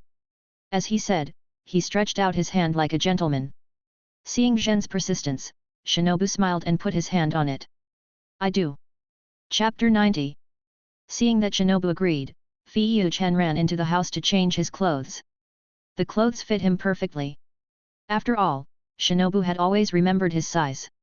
It was a black casual uniform, as dark as the night. The crimson ponytail was tied behind his head by Fi Yuchen, and it swayed slightly like a burning flame. His sword eyebrows were slanted, and his golden eyes were even more dazzling, shining like stars. He was a young man, and he was full of vigor. Coco Shinobu had almost never seen Shinobu in casual clothes, so she couldn't help but widen her eyes and tried to engrave this look in her mind. Shinobu, what's wrong with you? Fei Chen waved his hand in front of Shinobu, who was in a daze, and asked with a puzzled look. It's okay, super handsome. Shinobu gave a thumbs up and praised. Fei Chen brushed his bangs, grinned, and said proudly, that's right, handsome and good at fighting, that's me. Come on. He pushed Shinobu into the inner room and urged, hurry up and change your clothes, otherwise the bonfire party will start. In just a few seconds, Coco Shinobu poked out her little head, she pouted, pointed at Fei Chen with one hand, and warned. Don't peek at me changing clothes. Fei Chen's eyes evaded, cleared his throat awkwardly, and said seriously. Ahem. Shinobu, what about the trust between people? Am I like that? Kohiko Shinobu nodded without hesitation and said, you are. Then she closed the door, and Fei Chen took a few breaths of cold air with a hissing sound. Although the wounds were almost healed, the exposed ones were not healed. It hurt a little, but it didn't affect the action. Besides, a man should accompany his beloved girl to a bonfire party, so this little pain is nothing. So, Fei Chen took a handful of painkillers prescribed by Coco Shinobu. He was too adaptable, and it would not work if he didn't take more. While Shinobu was changing clothes, he sat bored at the table in the hall, looking at the wooden door not far away from time to time. He could understand that girls needed to dress up, and he could just wait and be done. After an hour, the wooden door quietly opened, and Shinobu, who had changed her clothes, stood at the door shyly. A girl as straightforward as her should have asked Fei Chen loudly if she looked good. However, when she really faced her sweetheart, she was a little shy. But Fei Chen's reaction showed everything. He was like a fool, staring at Shinobu motionlessly and straight. She was wearing a lavender kimono decorated with cherry blossoms, her long hair was spread out, her teeth bit her lower lip, and her lips were lightly smeared with rouge, like a flower. Her eyebrows revealed a bit of shyness, and her purple eyes revealed a touch of tenderness. She blushed and asked expectantly. Does it look good? It looks good. Fei Chen came back to his senses, wiped the saliva from the corner of his mouth, and answered very firmly. Hearing this, Coco Shinobu immediately smiled, and the tension in her heart disappeared, and she stared at Shinobu with curved eyebrows. Let's go. Fei Chen stood up and took Shinobu's hand and left the temporary home. Everyone on the street held a torch, including couples and a family. The haze that had been pressing on the town dissipated, and people held this grand event. Looking from the sky, in the vast night, there were orange-red flames, and people walked out of the town, where there was an open space. The biggest bonfire was there. Throwing the torches into the bonfire was the blessing ceremony. Zhen and Shinobu followed the team hand in hand, moving forward with the crowd. However, they did not know the local customs, so they were empty-handed. Why don't the brothers and sisters have torches? A little child tugged at the corners of his parents' clothes and asked in a baby voice. To be honest, it was still very awkward for the two of them to be in the crowd, and it was even more obvious when the child asked. The child's mother squatted down and whispered a few words in the child's ear, and then the child ran to the two excitedly and handed over his torch. You must throw the torch into the bonfire to make your wish come true. My wish has come true this year, so I'll give you the chance. The two smiled at each other. Shinobu rubbed the child's head and then took the torch. Thank you. Fei Chen gave the child a handful of candy. This kind of candy was something the child had never seen before, so he smiled happily. Torches carrying good wishes were thrown into the bonfire one after another. The number of people in front of the two people was getting smaller and smaller, and finally it was their turn. The burning wood made a crackling sound, and the orange-red flames illuminated the faces of the two people. Shinobu, make a wish. Fei Chen looked at Shinobu with a smile. He didn't believe this, but he liked the atmosphere in front of him. Together. Shinobu raised the torch in his hand, indicating Fei Chen held it. Okay. The two hands, one big and one small, one up and one down. 3. 2. 1. After Shinobu finished counting down, the two let go at the same time, and the torch flew into the sky-high fire. The townspeople around were singing and dancing. Shinobu Coco put her hands together, facing the bonfire, with a pious look on her face. She raised the corners of her mouth and said in her heart. Great bonfire god, my wish is to become the wife of Tiandao Fei Chen. Fei-Yu-chan imitated Shinobu Koko, but his eyes were not on the gods, not on the bonfire, but on Shinobu. It's beautiful to make a wish, but it's better to hold it in your hands. Shinobu Koko slowly opened her eyes, and under the swaying flower light, a smiling face came into view, and the pair of big golden eyes were looking at her with a twinkling look. Hey! You're not pious at all. I'm super pious, after all, my wish has come true. Shinobu Koko was a little nervous, and even a little expectant. What would her wish really be? Who knew that Fei-Yu-chan immediately said, "My wish is to see you as soon as I open my eyes." It's super effective. Hearing this, Shinobu's eyebrows trembled, and her long eyelashes moved. She was surprised, but this was a very simple wish. Since this wish has come true, her own wish will definitely come true. Thinking of this, she couldn't help but smile, and the corners of her mouth rose slightly, revealing two deep dimples, like two ripe cherries. Her rosy cheeks were as delicate as blooming peach blossoms, and her eyes narrowed slightly because of happiness, with a bright light flashing in her eyes, and she looked particularly sweet and cute. Hiss! Fei-Yu-chan suddenly took a breath of cold air, and the painkillers had worn off. True! Shinobu Koko shouted anxiously. But he went too far and told his god his wish. Of course, he was joking. Well, my god, I have another small wish. Shinobu Koko turned her head slightly and pointed at herself in confusion. Me? Your god? Fei-Yu-chan nodded and continued, if you can kiss me, it won't hurt. Hearing this, Shinobu quickly lowered his head, and the tip of his ears turned red. Zhen smiled, and was very happy to be naughty every day. So, the next second, Shinobu Koko stood on tiptoe and kissed him on the cheek. Chapter 91. Butterfly shivered and took back her mouth, tiptoed back a few steps, and then jumped into the crowd, leaving Fei-Yu-chan alone in front of the bonfire. Damn! A dream came true. He touched his mouth in disbelief, and then smiled foolishly. After the bonfire party, Fei-Yu-chan recovered better and better, and was basically almost recovered until 5 days later, when a member of the hidden team brought him a newly made Nichiren sword and a letter. Master Tiandao, can you sign for me? I heard that you killed the upper string, which is super powerful. The team member stared at Fei-Yu-chan with burning eyes, and couldn't wait to take out a pen and a small notebook. Okay. Fei-Yu-chan took the pen and asked while signing, this gentleman, what is your name? Me. He pointed at himself in disbelief, his hands trembling with excitement, and his idol was asking his name. My name is Fujishida Ui, Lord Tend. Okay, thank you for sending the knife. Fei-Yu-chan smiled and returned the small notebook to Ui. Just then, Koko Shinobu came out with 2 bags. The two were going back today and took a mission on the way. Before Fei-Yu-chan could react, Ui ran to Shinobu, who was confused, and looked at her eagerly, saying, Lord Koko, I heard that you and Lord Tend are a couple. Can you sign your name next to Lord Tend? Yes, he is a signature collector. Love, couple. Hey. No, we are not that kind. Koko Shinobu was surprised and happy, and she agreed to him as soon as she was happy.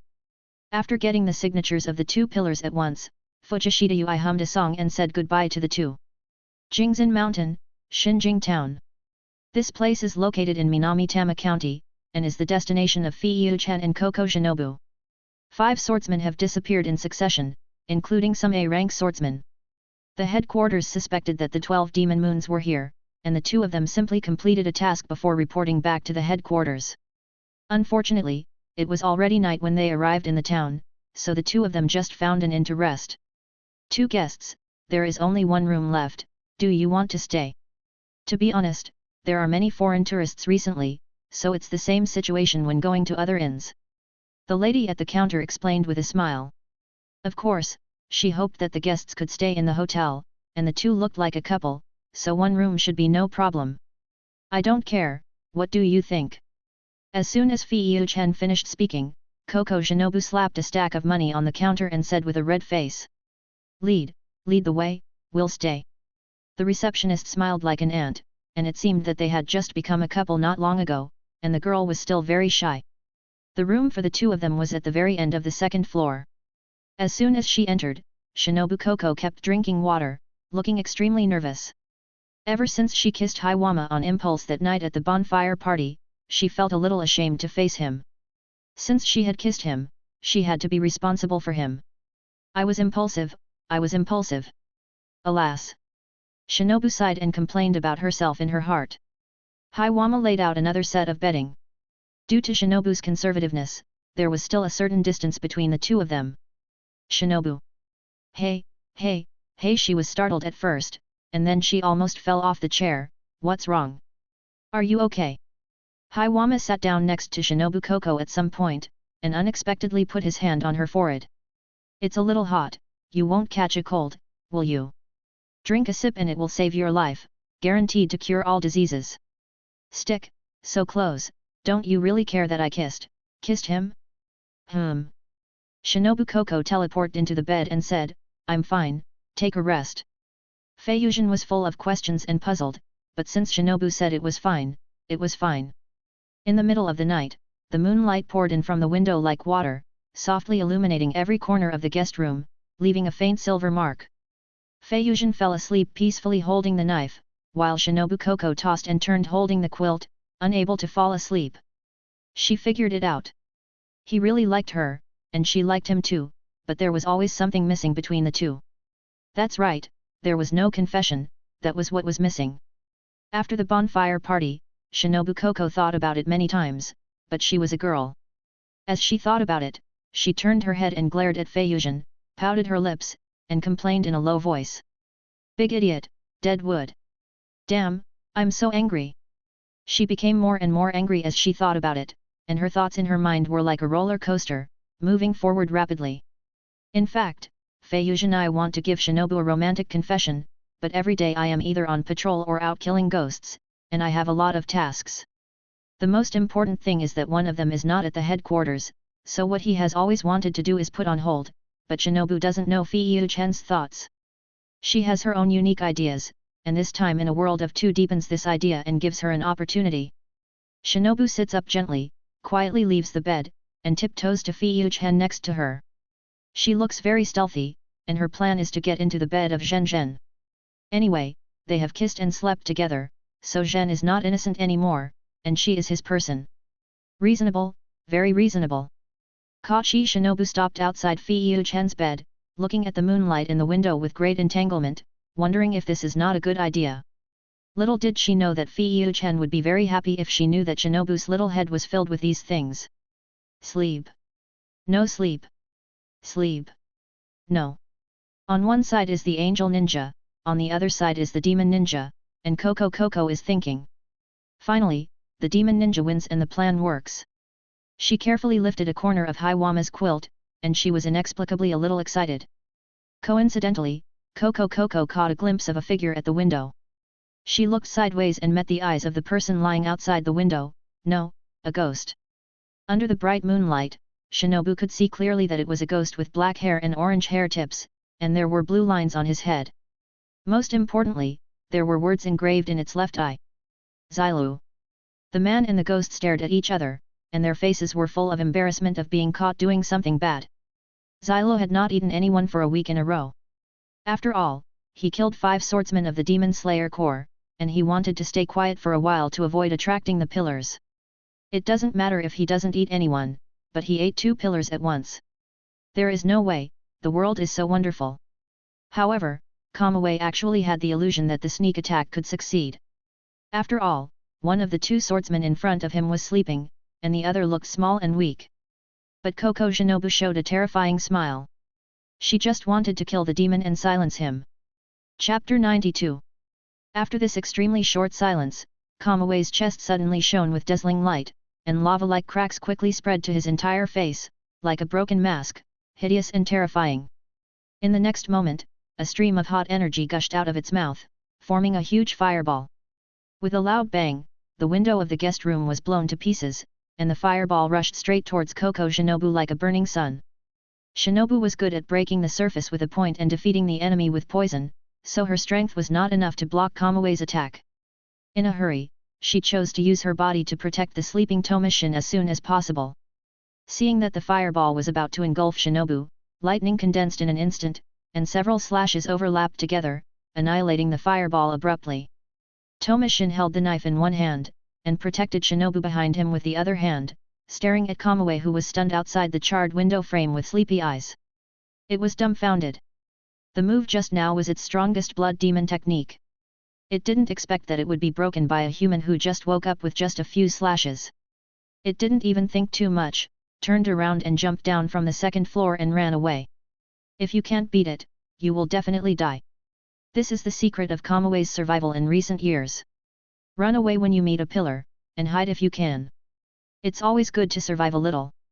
We chase it, we must not let it live. Koko Shinobu immediately drew her knife and jumped out from the second floor. Relying on the buffer of sword skills, she landed perfectly. Fiyuchen. This ghost must have offended Shinobu, so miserable. When Fiyuchen thought of Shinobu's usual angry look, he mourned for Xiaolu for a second, and then chased after him. Kamui escaped from the town and ran all the way to Jingzan Mountain. It turned its head and took a look, and was almost scared to faint. Because Shinobu Koko held 8 glass test tubes in her hands, she could smell the strong scent of wisteria flowers from a distance, and she immediately felt physically uncomfortable. Damn it, this woman is a poisoner, and it would be extremely painful to die like that, and it would be worse than death. Kamui frowned and took bigger steps. It was basically certain that the two guys were both pillars. How to say it, it regretted going out tonight, wouldn't it be better to hide in the mountains? Just then, a glass tube flew past its ear, and with a bang, a test tube filled with wisteria flower poison exploded next to it, and dozens of times the extracted flower poison splashed on Kamui's arm. Its arm began to smoke visibly, and the piercing pain reached the top of its head, so it immediately cut off its arm, thinking that a short pain was better than a long one. You saw everything, didn't you? Go to hell! Go to hell! Go to hell! Kohiko Shinobu threw all the wisteria poison in her hand at Kamui. No, what did I see? This lady, I didn't see anything, I swear. Kamui clarified at the speed of light. To be honest, it was not very afraid of the woman behind it, but it was afraid of the man behind the woman. In a dream, it can chop its strongest blood demon art into pieces, is it still a human? Just thinking about it makes Kamui afraid. It is most afraid of death. It just wants to live. Bang bang bang bang bang bang. A series of glass test tubes broke, and it was completely surrounded by venom. At the same time, a layer of light purple fighting spirit began to appear around Kohiko Shinobu's body. This layer of fighting spirit was as light as a layer of gauze, swaying gently with the breeze. Under the moonlight, she seemed like a fairy descending from the sky. Insect breath centipede dance centipede belly. Shinobu turned into a stream of light, and pale purple butterflies could be seen flapping their wings around her. She was weak, so she focused on speed and stabbing sword skills. In terms of speed alone, she was not weaker than any other pillar, and was even stronger. And the purple wisteria poison she threw out was not thrown randomly. The purple solution on the ground formed a circle. As long as it touched, that volume could instantly melt the feet of the ghost. Damn, this tigress! Kama no Ye cursed inwardly, and it quickly scanned the surroundings, but did not find the figure of the man, so it went all out. Blood demon art lava armor was activated, and its skin turned cocky at a speed visible to the naked eye, and red cracks spread out, just like a dry riverbed. You bitch, do you really think I'm afraid of you? It turned around and punched out, a wave of heat came with the punch, in its eyes, this punch hit Koko Shinobu's head accurately. But when it reacted, Koko Shinobu appeared on the side so sleekly, and it only hit a shadow. Without any hesitation, Kami's neck twisted 90 degrees, just facing the direction of Shinobu, and the blood demon technique, the great fireball technique was activated, and the hot flames spewed out. But just as the fireball hit Koko Shinobu the moment Shinobu was killed, only a shadow remained, and her real body ran behind Kamui. So fast? It had to twist its neck quickly and spit fireballs. In the end, Kamui's head turned 3 times, but it didn't touch Shinobu at all. She was not good at fighting, and ordinary lower ranks could not touch her at all when it came to dodging, otherwise she would not be alive to wait for the poison to take effect in the demon's body. Shinobu Koko's Nichiren sword was dizzy, and a layer of purple light appeared on Shinobu Koko's Nichiren sword, and she stabbed out with a breath of insect's dance of Bifang's Masa hike. The opponent didn't even react at all, and the rapier had left his forehead. Only a dark purple wound proved that Shinobu had used the sword. What did you do to me, you bitch? Kamaway touched his neck with horror and cursed angrily. It thought it was beheaded. It's okay. Ha ha ha. You can't even cut off the neck of a demon, can you? Rubbish. Kama Nu cursed and distanced himself. He understood that this woman could only run and was a weakling. He ignored Koko Shinobu and ran towards the woods in front of him without looking back. Before he entered, Shinobu's voice rang out. Of course I can't cut it off, because there is poison in my sword. What? Kama Nu turned his head in disbelief, but the purple wisteria poison had already taken effect. Its body swelled rapidly, the armor outside its body dissolved, and blisters covered with blood vessels kept rising. This was the demon's cells fighting against the poison. Unfortunately, the strength of the lower six was not enough to quickly decompose the purple wisteria poison in the entire sword. Kama Nu's swollen body fell heavily to the ground, twisting its body in pain and emitting a heart-wrenching scream. Dark purple blood kept pouring out of its 7 orifices, and Koko Shinobu was recording the data on the side. After all, this was the second lower string she had killed, and it was very valuable for research. The amount seems to be too much. No, the amount is not a problem, we must ensure that the evil ghost is poisoned to death. She muttered to herself, thinking about how to deal with it if she met 2 opponents, and perhaps she needed to increase the purity of the wisteria flower. In the end, Kama Nu's body turned into a pool of blood and died in an extremely painful way. The extremely miserable lower string 6, who ate the strongest pillar of the demon slayer core and the poisonous pillar head, could only die. Chapter 93. Hey! Shinobu Koko put away her notebook and breathed a sigh of relief. She didn't expect that this mission would be completed so easily. Fortunately, the ghost evidence was gone, otherwise how could she face Shinobu in the future? Shinobu. Feiyu-chan appeared in front of Shinobu with a smile. He had been hiding in the dark and observing. Shinobu felt guilty the moment he saw Feiyu-chan. He laughed absent-mindedly a few times and then said something irrelevant. Ah ha ha ha, the weather is good today. We should go back, let's go. After saying that, Shinobu turned around and left, but in fact he was panicking. Feiyu-chan. He quickly followed and asked suspiciously. Shinobu, I just heard that ghost say, I didn't see anything, what's the matter? What did it see? Hearing Feiyu-chan's question, Shinobu's body first stiffened, and then turned his head and glared at him. Nothing. But I feel like you're hiding something from me. No. Kami Shinobu said seriously, and then stopped walking, turned around and stood on tiptoe in front of Feiyu-chan, with her index finger on his lips. Her purple eyes sparkled, and she had the cuteness of a furry cat between her eyebrows, and she said solemnly. I said, no, got it. Yet. Feiyu-chan nodded like pounding garlic, and if he asked again, he felt that he would be dead. Good boy. Shinobu smiled and gently rubbed Feiyu-chan's head. The moonlight fell, soft and bright, like a gurgling stream, slowly flowing down from the sky, illuminating the path in the mountains. The moonlight passed through the gaps in the leaves, casting mottled light and shadows, like a dreamlike painting. The breeze blew, the leaves rustled, and with the flow of moonlight, there was a sense of tranquility.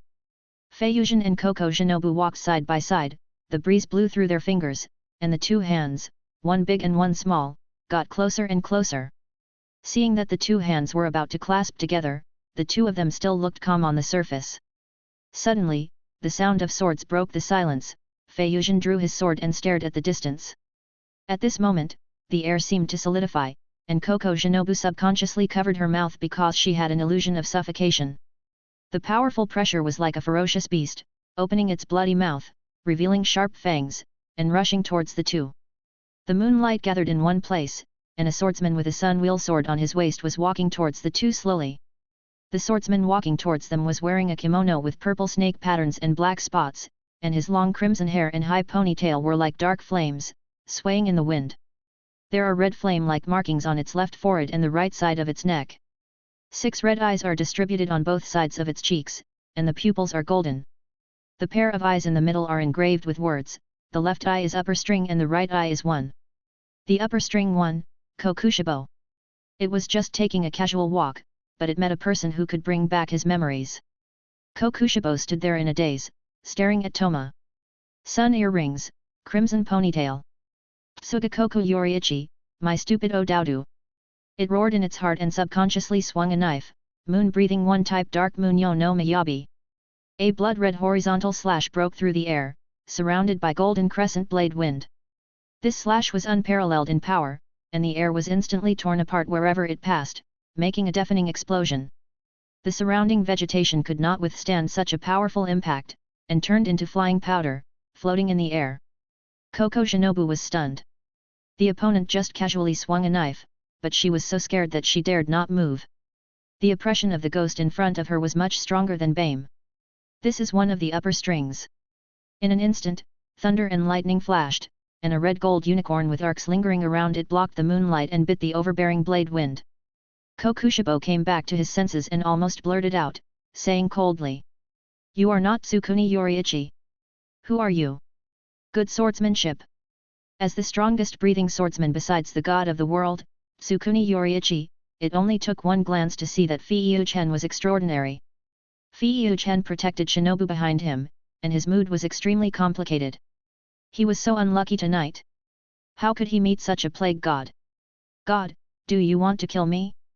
Kokushibo is different from the actor named Hyakum. He will not stop until he kills you. Feiyu-chen stared into the opponent's 6 terrifying eyes, thinking that he could not lose the momentum, and said, "Demon Slayer Core, Deazu, Tiendeo Feiyu-chen." Kokushibo tilted his head in confusion. When did that weak chicken place? It was very curious about Feiyu-chen's swordsmanship, because the thunder breathing, which was like one of the 5 basic breathing methods, was much stronger. After all, it easily resolved its own slash. It was so similar, but I couldn't feel a trace of the same blood as my own. Strange. Interesting. I really want to kill him. Who did you learn your swordsmanship from? What does it have to do with you? Feiyu-chen snorted coldly and refused to answer, otherwise he thought that Kokushibo might have the idea of competing with the old man. Well, go to hell. As soon as it finished speaking, it appeared in front of Feiyu-chen, and the second form of Zuhuanongyu was activated. Kokushibo swung the sun wheel sword at a speed that Feiyu-chen could barely see clearly. In an instant, 3 blood-red blade winds surrounded the two from the left, top, and bottom. Feiyu-chen couldn't launch an attack because he couldn't protect Shinobu, so he was forced to defend. A layer of earthy yellow do-chi gushed out, and Dao-breathing mountain form Suanwu was activated. Another sword skill, with the flavor of rock breathing. Interesting, it can switch breathing methods freely. Kokushibo looked at Feiyu-chen with great interest, like a child who found a new toy. There was a loud bang, and Feiyu-chen retreated a few meters holding Shinobu, and there were many crescent-shaped deep pits where they were originally standing. This pervert is ridiculously strong. Feiyu-chen's face, arms, chest, thighs. Just a face-to-face, his body was full of knife wounds, but Shinobu in his arms was unharmed. Kokushibo pulled out the needle inserted in his arm. When Shinobu was attacked just now, she did not sit and wait for death. She threw 8 purple wisteria poison at Kokushibo, but unfortunately only one was hit. The rest were crushed by the blade wind before they got close. It's wisteria. It glanced at the wound nonchalantly. It only took a few breaths to decompose the poison, which was useless to Kokushibo. You can't be distracted in battle. You are not a qualified swordsman. You are stupid. Kokushibo commented sharply. In its opinion, the opponent could have attacked with the blow just now, but for a woman outside of battle, he chose to defend, causing himself to suffer unnecessary injuries. Hearing this, Feiyu-chen glared at it with great displeasure, and subconsciously retorted. I am protecting my wife, it is natural, you single dog know nothing. Chapter 94. Wife? Me? Shinobu Koko leaned on Toma's chest, her rosy ears trembled, and she stared at him blankly, looking so cute. So happy. Her lips curled up, and her eyebrows and eyes curved with a smile. Boring. Kokushibo said coldly without any emotion. Bye. I saw red gold arcs wrapped around Toma's feet, and he turned and ran into the bushes. With Shinobu by his side, he couldn't move his hands and feet, so he just ran away if he couldn't fight. The two disappeared without a trace in the blink of an eye, and Kokushibo was defeated in a second. After all, Toma was somewhat similar to his lifelong enemy, Yoriichi Tsugakoku, and he couldn't wait to kill him. Who knew that a dignified swordsman would actually run away, which was a disgrace to his honor. With a swing of his sword, Kokushibo fell down a large area of trees within 100 meters in front of him. Looking down from the sky, the forest looked like a pancake with a missing corner. And Hyujin, who was holding Shinobu, was at the end of the gap. Oh my god! Damn it! You are destroying the environment, bastard! He turned his head and glanced at him, his face darkened. His damn Kokushibo was too fast. A cat and mouse chase began. After an unknown amount of time, Hyujin's feet were about to smoke. Kokushibo was like a hungry lion, biting Hyujin's back tightly. Wherever the two passed, the dense jungle was cut into a road across. Finally, Hyujin ran out of the woods, but in front of him was a cliff with no way to retreat. He hurriedly threw Shinobu into the bushes nearby and shouted, "Go, I'll cover you." Without waiting for Shinobu Koko to answer, the figure of Kokushibo appeared between the two of them. He met Fei-Yu-Chen's eyes and laughed.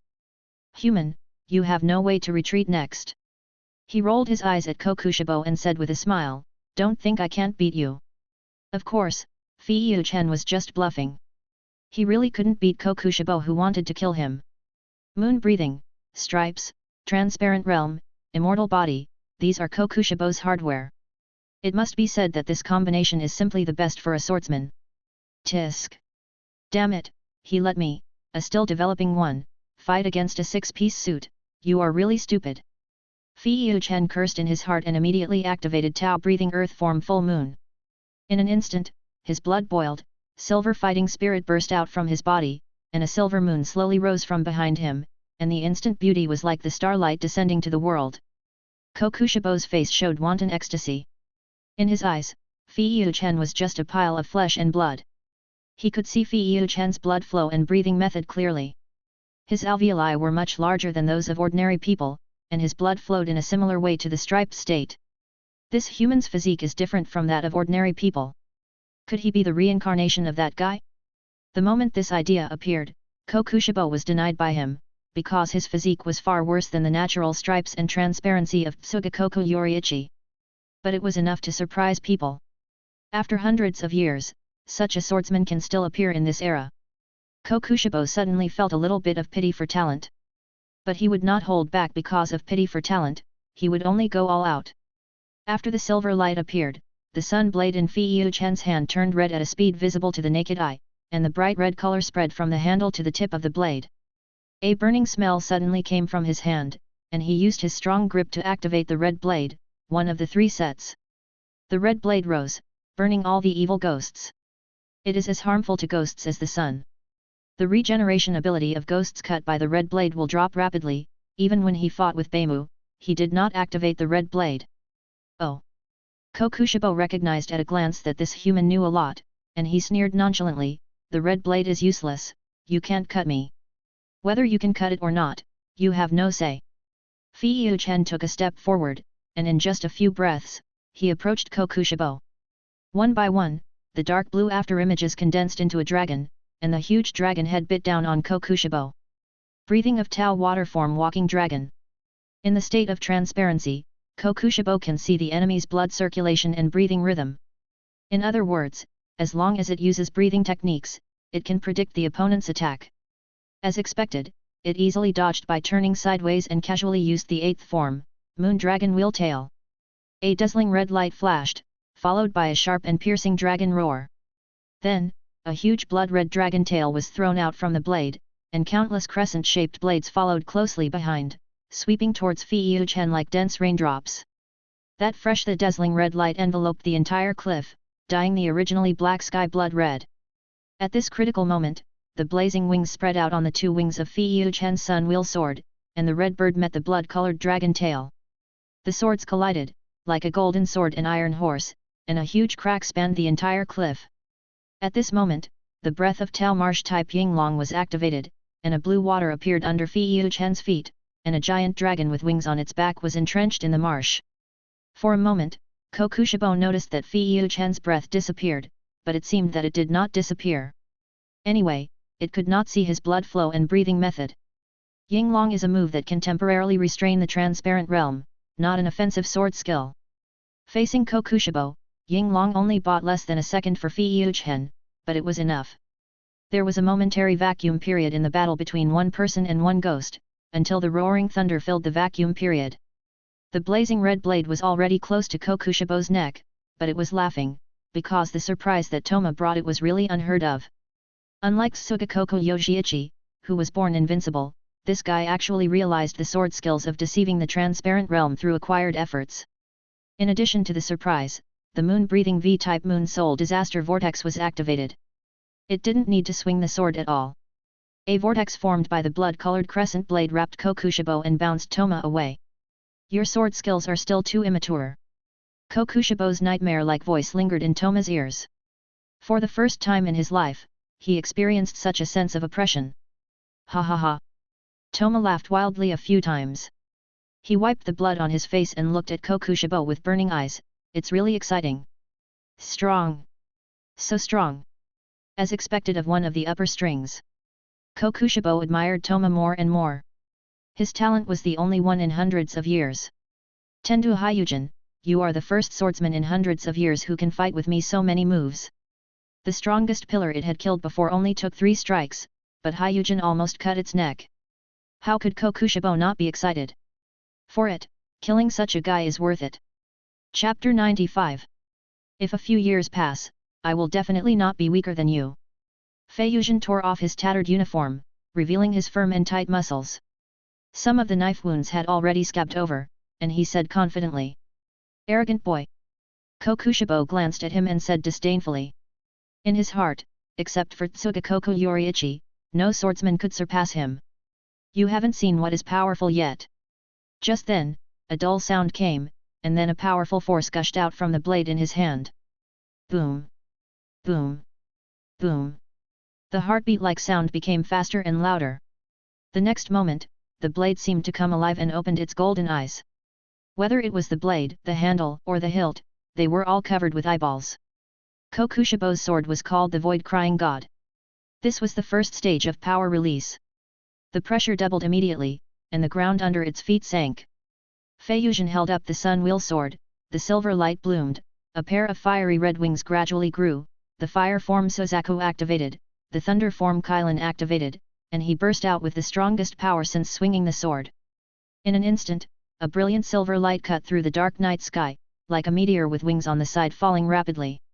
Kokushibo, who had released his weapon, did not even bother to use the transparent realm. It wanted Feiyuzhen to see what power and strength were. Moon Breath Pickup Form Piercing Face /Luoyu activated.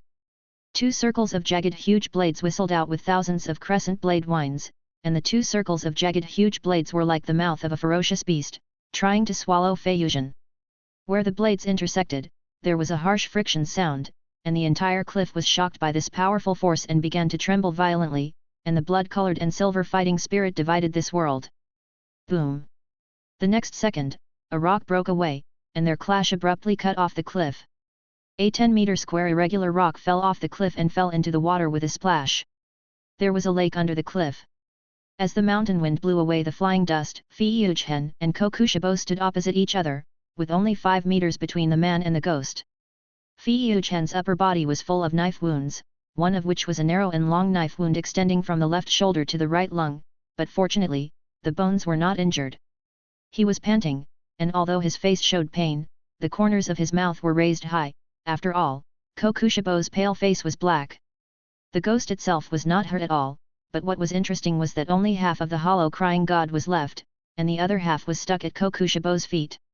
The greatest humiliation for a swordsman is not death, but having his weapon cut off, especially for a proud guy like Kokushibo.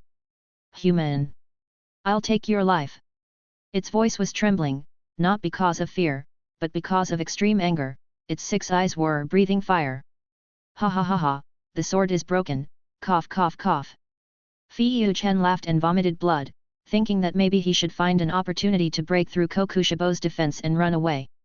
He just superimposed the 2 sword skills of Suzaku and Kylan, and with the help of Man Yu, he assembled the price of injury and wanted to cut off one of Kokushibo's arms. Who knew that the hollow crying god actually had a bit of the intention to protect the master, causing Feiyuzhen to only cut off the sword. It's normal to think about it, after all, the hollow crying god was made of Kokushibo's blood and flesh. Time went back to the moment they fought. There was always a pair of eyes watching this battle, and Koko Shinobu never thought of abandoning Feiyuzhen. She covered her mouth with both hands, trying not to make a sound, and even slowed down her breathing rhythm a lot. She had only one purpose, that is, to find an opportunity to sneak attack one of the upper strings.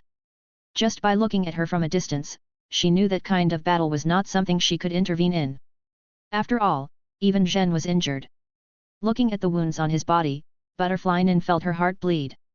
She held the hilt tightly, and the remaining wisteria poison on her body was all in it. She wanted to help Zhen, even if it was just a little help. At this moment, the hollow crying god had grown back and became longer, and a misplaced forked blade had grown on the blade. This was its true form, and Kokushibo was really angry. Just as it was about to swing the knife, a lightning-like figure suddenly appeared behind it. Shinobu was waiting for this moment. After all, Kokushibo's attention was all on Toma. She used all her strength and stabbed Kokushibo's back with a rapier, but she had no time to dodge. Kokushibo didn't even bother to take a look. He held the knife with both hands and swung it back. The eighth form, Moon Dragon Wheeltail, was activated, and the blood-colored dragon tail came with the breath of death. Shinobu Koko only felt a chill spreading from the solace of her feet to her entire body. The coolness was like an icy hand, tightly grasping her heart, making it almost impossible for her to breathe. Her body trembled involuntarily, as if every cell was frozen into ice, and even the blood seemed to have stopped flowing. Was she going to die? However, the purple wisteria poison was injected into the ghost's body, and it finally helped Zhen. When she was dying, the purple eyes locked on Fei Yuzhen, which contained endless tenderness and deep reluctance. All this happened too suddenly, and Fei Yuzhen was too late even if he used the fastest speed. His face was hideous, he was hysterical, and he was almost crazy. No no no no no! Fei Yuzhen, you can die, but you can't bear to die. Move quickly! At this moment, break through the limit! Fei Yuzhen shouted in his heart. Time seemed to freeze at this moment. His upper body turned red visibly, like a boiled crab. His heart was like an internal combustion engine that never stopped, making a sound like a bell. With a crisp sound, he blocked Koko Shinobu and the cage goddess. The strong blade wind engulfed the two like a storm. But in the blood-red color where no light could be seen, the bright silver tore a crack. Koko Shinobu was safe and sound, but was blown away by the residual power. She hit a tree and spit out a mouthful of blood. Her vision became more and more blurred.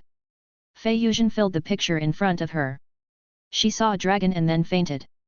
That's right, Fei Yuzhen's body temperature even broke through 39 degrees, and his heartbeat reached 230 per minute, far exceeding the conditions for the stripes to open. A black dragon-shaped pattern spread from his left chest, and the dragon head stopped beside his left eye. His eyes were blood red, and only the golden pupils radiated the sun-like brilliance. Kokushibo was shocked. This guy's aura did not just rise a little bit, it was a qualitative change. The blazing red knife aimed at its neck and chopped it. Even if Kokushibo dodged in time, there was still a 1 centimeter deep blood mark on its neck. Fei Yuzhen opened the stripes, but his stripes did not appear because he was on the verge of death. The way he opened the stripes was the first person in ancient and modern times. His stripes were born for love and for protection. Chapter 96. After the man and the ghost looked at each other, they burst out with all their strength. Their eyes were full of anger and hostility, as if they wanted to devour each other. The aura emanating from the two people became stronger and stronger, and the air around them began to distort, forming waves visible to the naked eye. I saw two figures rushing towards each other like lightning, and the speed was so fast that it was astonishing. The weapons in their hands flashed with cold light, and they slashed at each other with fierce momentum. In an instant, the two powerful fighting spirits collided violently, making a deafening noise. Countless blade winds penetrated into the ground, but they didn't know that this cliff was already broken, and the remaining half had no fulcrum. The place where the cliff connected to the mountain was even more riddled with holes. Finally, a horizontal crack ran through the protruding cliff, and after a loud bang, this place broke.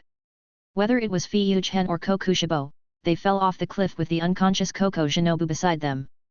The two people in the air looked at each other from a distance. Fei Yuzhen made a face at Kokushibo, then stepped on the boulder under him, took advantage of the force to jump and hugged Koko Shinobu in his arms. Kokushibo's eyes were wide open, and anger burst out from his 6 eyes. He swung a knife to the side, and with a bang, a vertical landing place several meters deep was chiseled out on the cliff. The next moment, he waved the void-crying god and fired a landform Chang'ai Gai Yuojian, and countless vertical arcs slashed through the air. The surging blade wind whistled through the dark night sky like dense raindrops. The blade wind ruthlessly cut everything around. In front of this powerful force, the huge falling rocks seemed so fragile and powerless, and they were cut into pieces by the blade wind. Fei Yuzhen had to let go of Koko Shinobu. Fortunately, there was a deep enough lake below, and the cliff was not high, so there was no worry about her life. Seeing that the blade wind was about to engulf Fei Yuzhen, he swung his sword with all his might, and used the water form walking dragon modified when there was no foothold. The deep blue do chi was like a surging ocean, pouring out of his body continuously. These do chi quickly condensed into a huge dragon, which was huge and coiled around to protect him tightly. Ding ding ding! The sound of metal collision was crisp and loud, like percussion instruments in a symphony, playing a tragic elegy under the moonlight. However, a few crescent blade winds still penetrated the defense, and Fei Yuzhen made a muffled sound in his mouth, and several blood columns burst out of his body. Of course, if it weren't for the purple wisteria poison injected by Koko Shinobu at the end, more blade winds would have shot into Fei Yuzhen's body.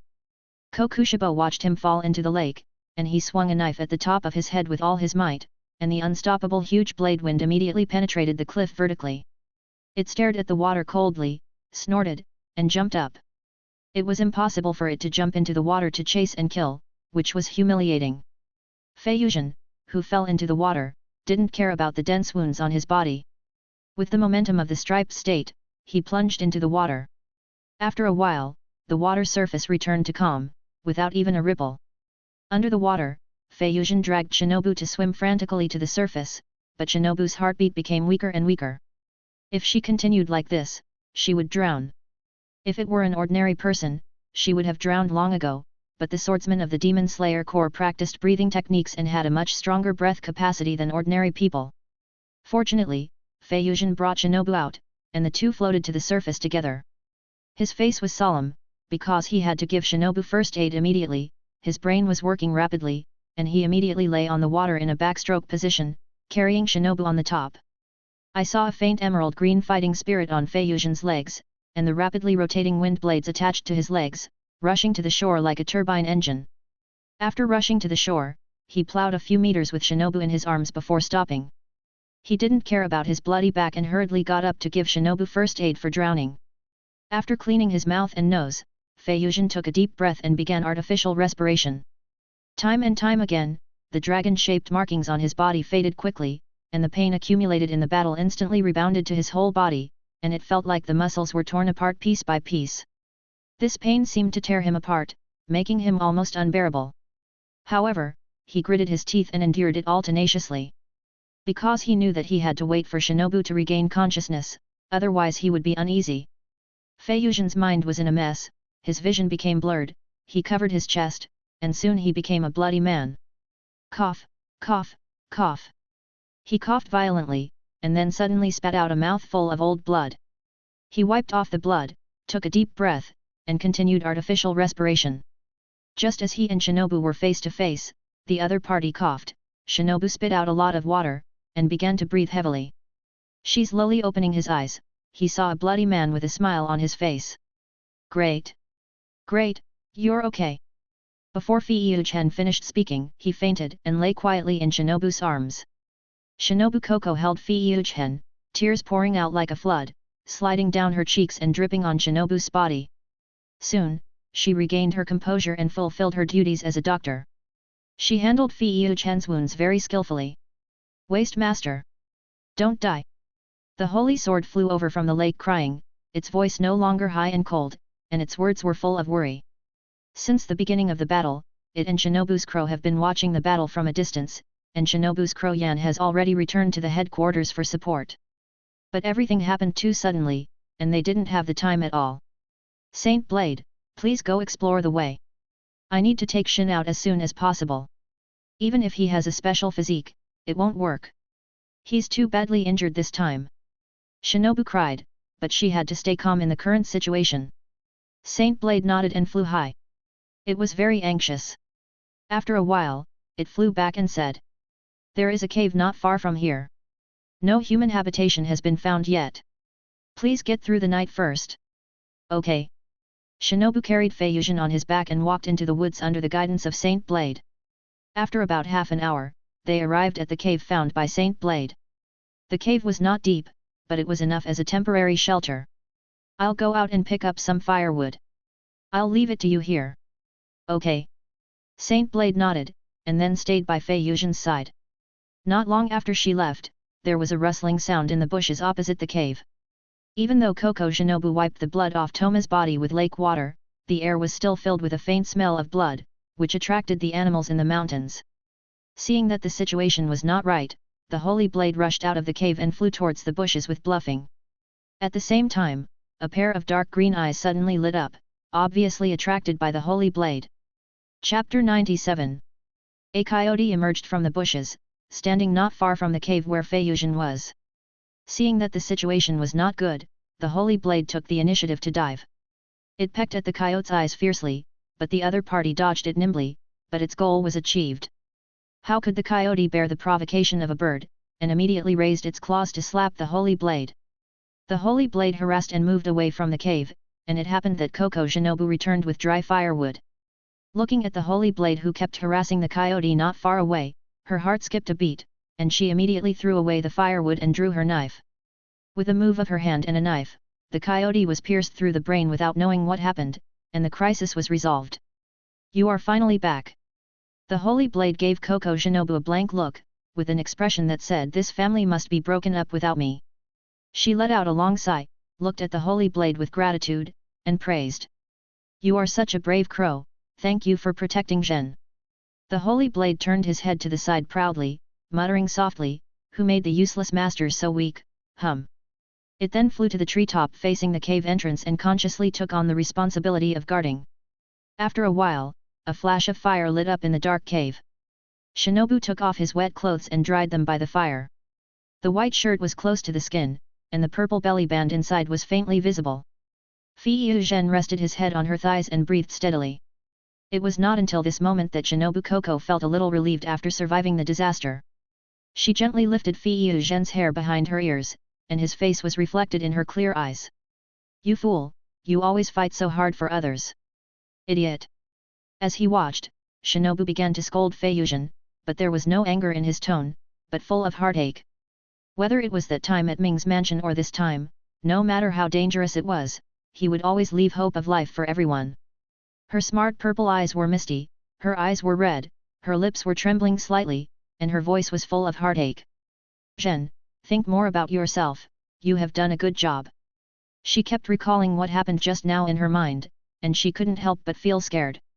At this moment, Fei Yuzhen suddenly shouted, in an anxious tone, Shinobu, run! Shinobu! Shinobu, don't leave me! Shinobu! His tone changed from anxious to fear and then pain, obviously he had a nightmare. Shinobu Coco immediately held his hand, put her mouth close to his ear, and said softly. I'm fine, I'm always by your side. Don't be afraid, the boat is rocking, the fish is swimming. She hummed the ballad her mother often sang when she was a child, and Fei Yuzhen slowly calmed down. Looking at this appearance of Zhen, Shinobu realized for the first time that he was not only the strongest swordsman of the Demon Slayer Corps, but also an ordinary big boy. He would feel pain and he would be afraid. My boy, you have worked hard. Sleep well. I will always be with you. Shinobu gently hugged Fei Yuzhen's head and gently embraced him in her arms, her eyes full of affection. Then, she slowly lowered her head and gently kissed Fei Yuzhen on the forehead. Insects kept chirping outside the cave, and a refreshing breeze blew in from time to time.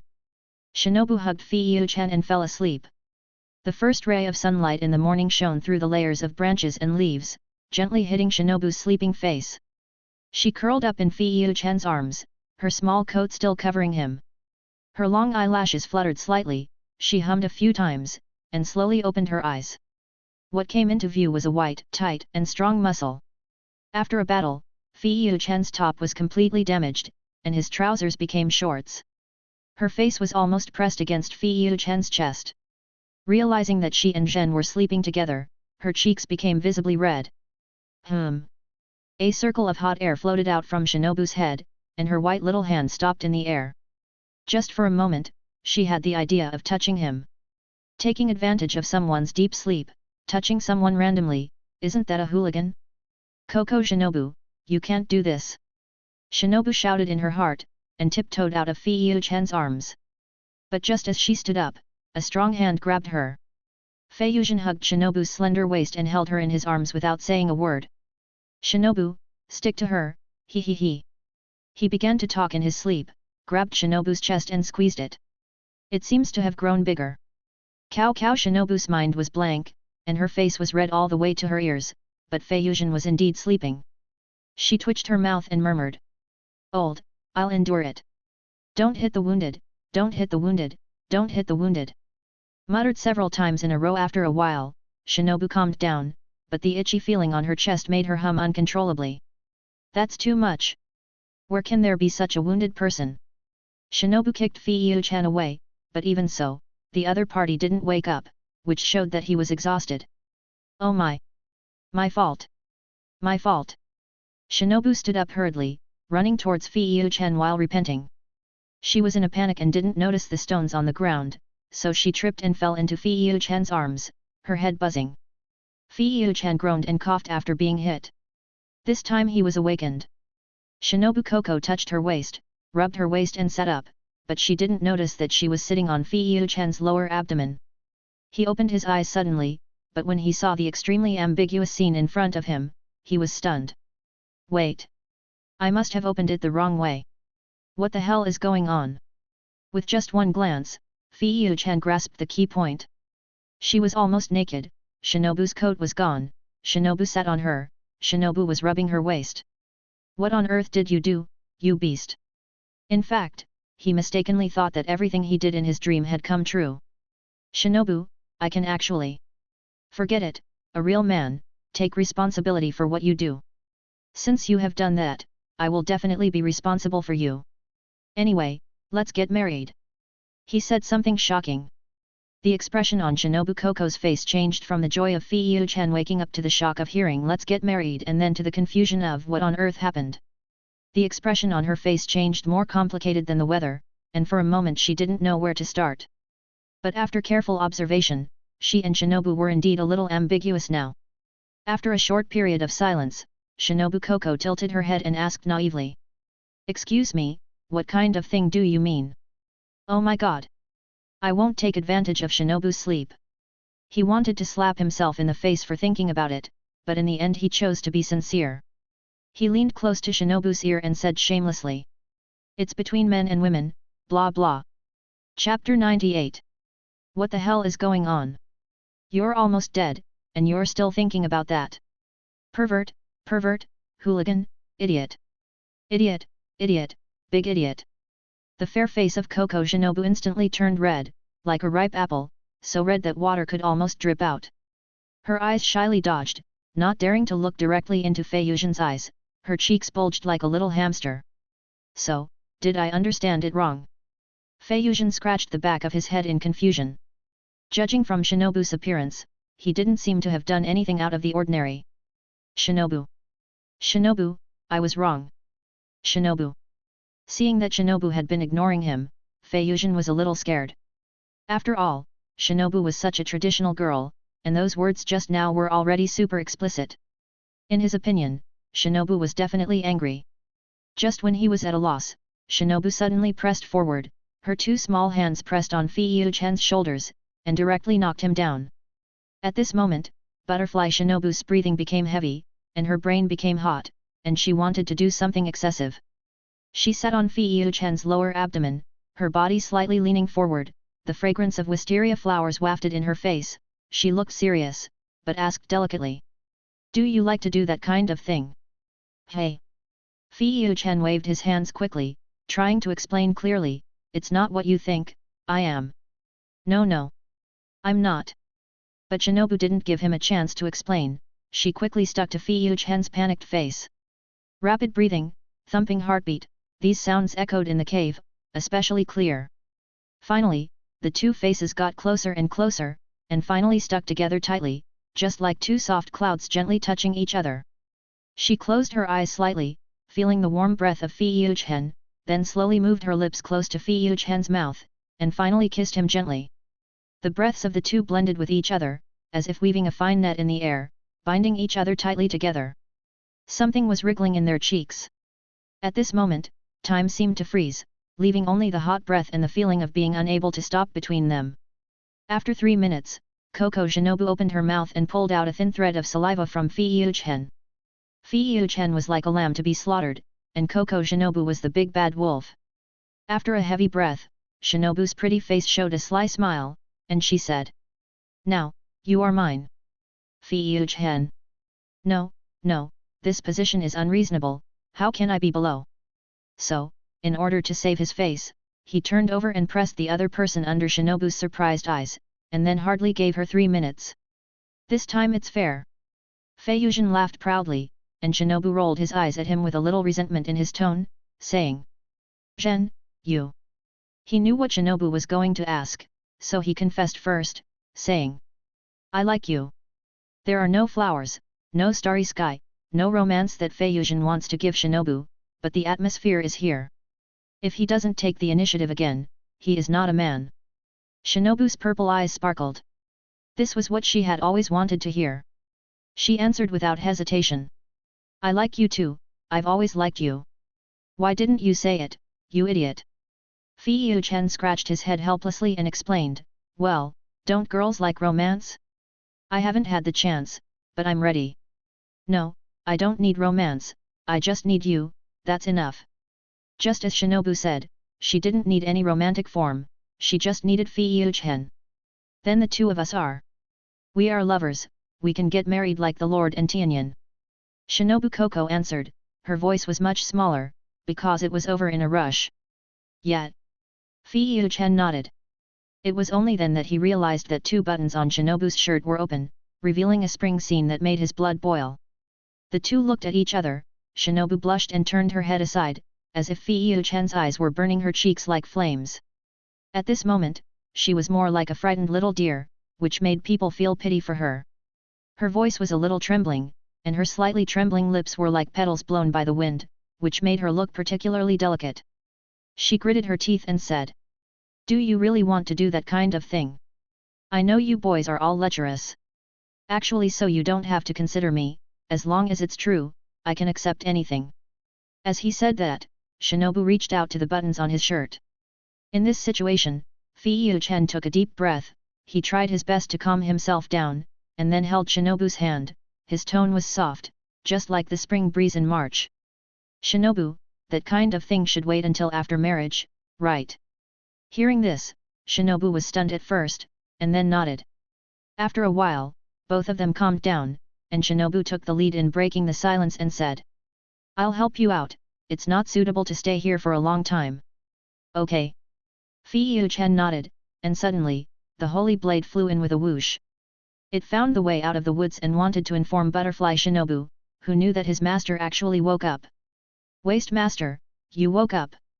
The holy blade's tone was cold, but in fact he was ecstatic and relieved.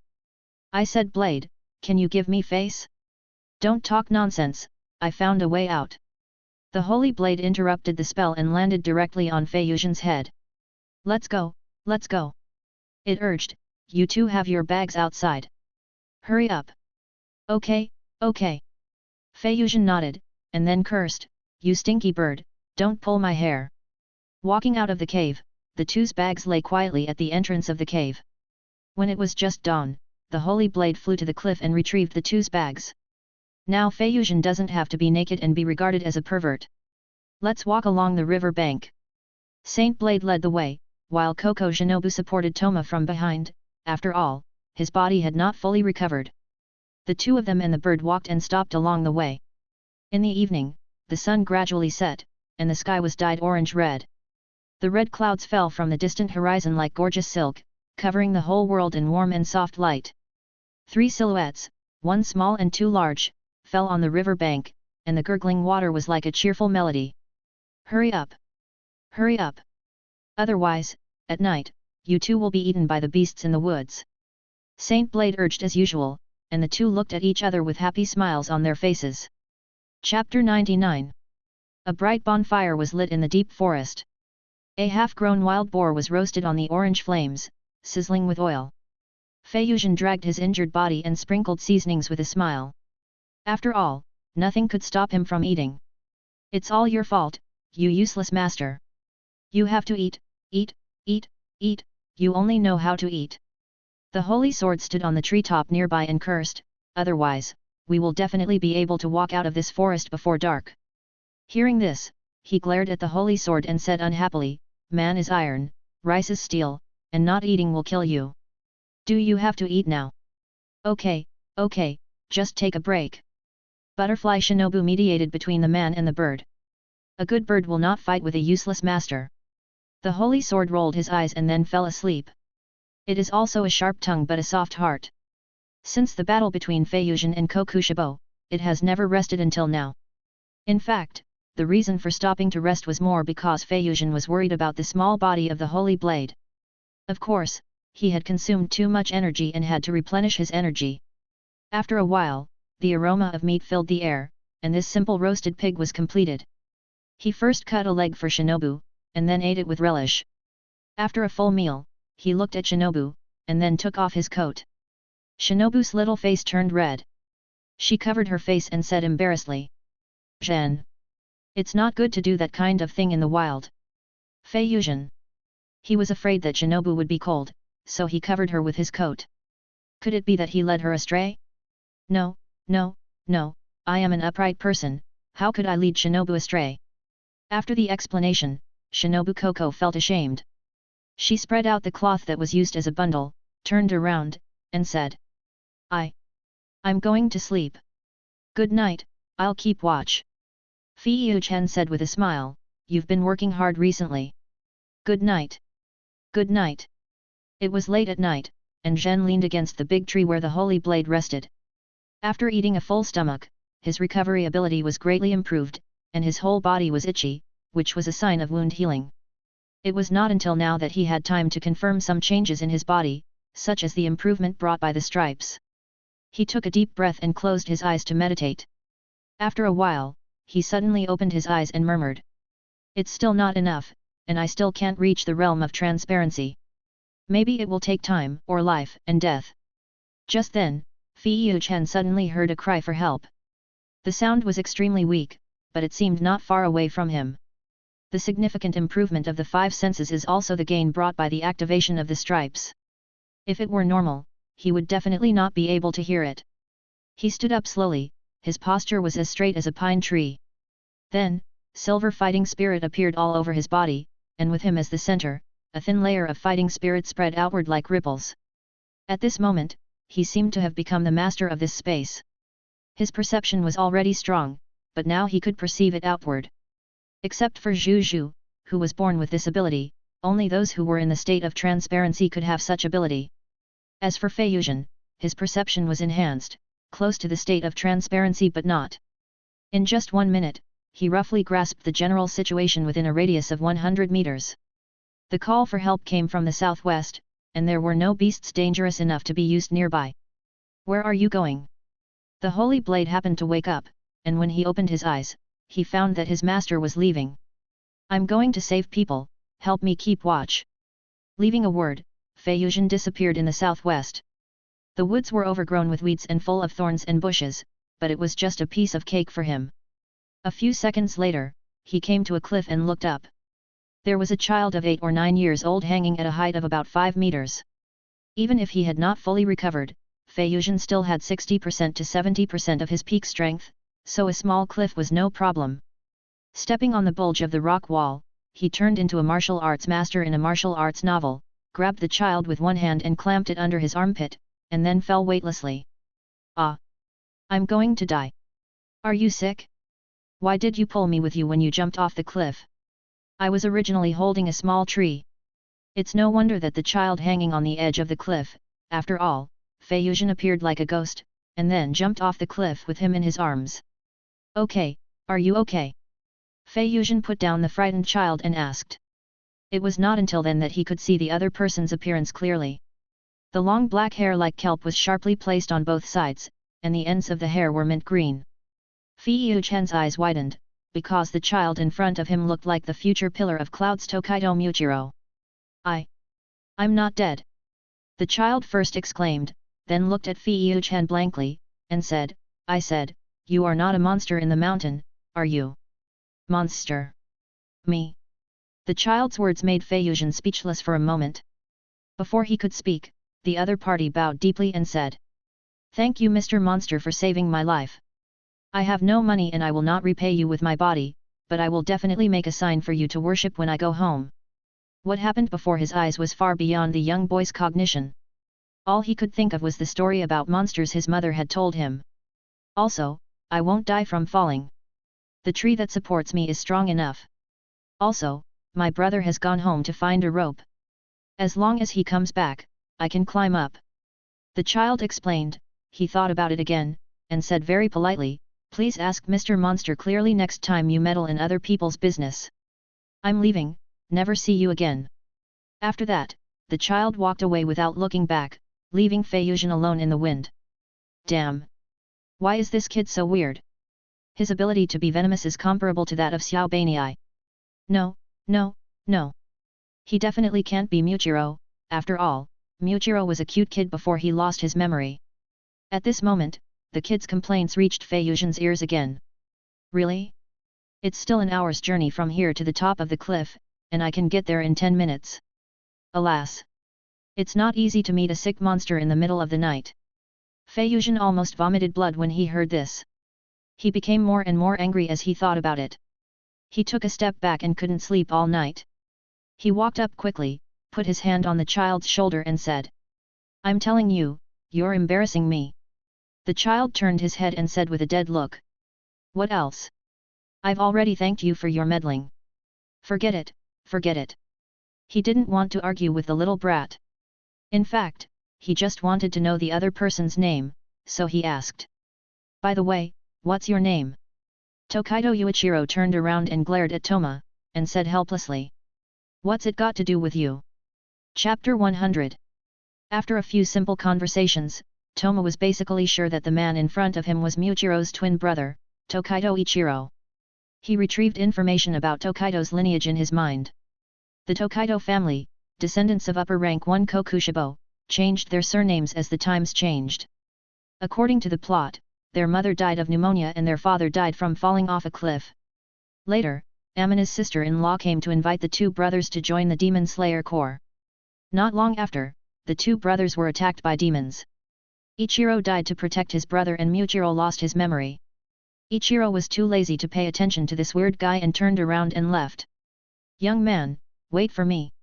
Toma came to Ichiro in an instant and opened his mouth to come up with a fortune teller's small combo.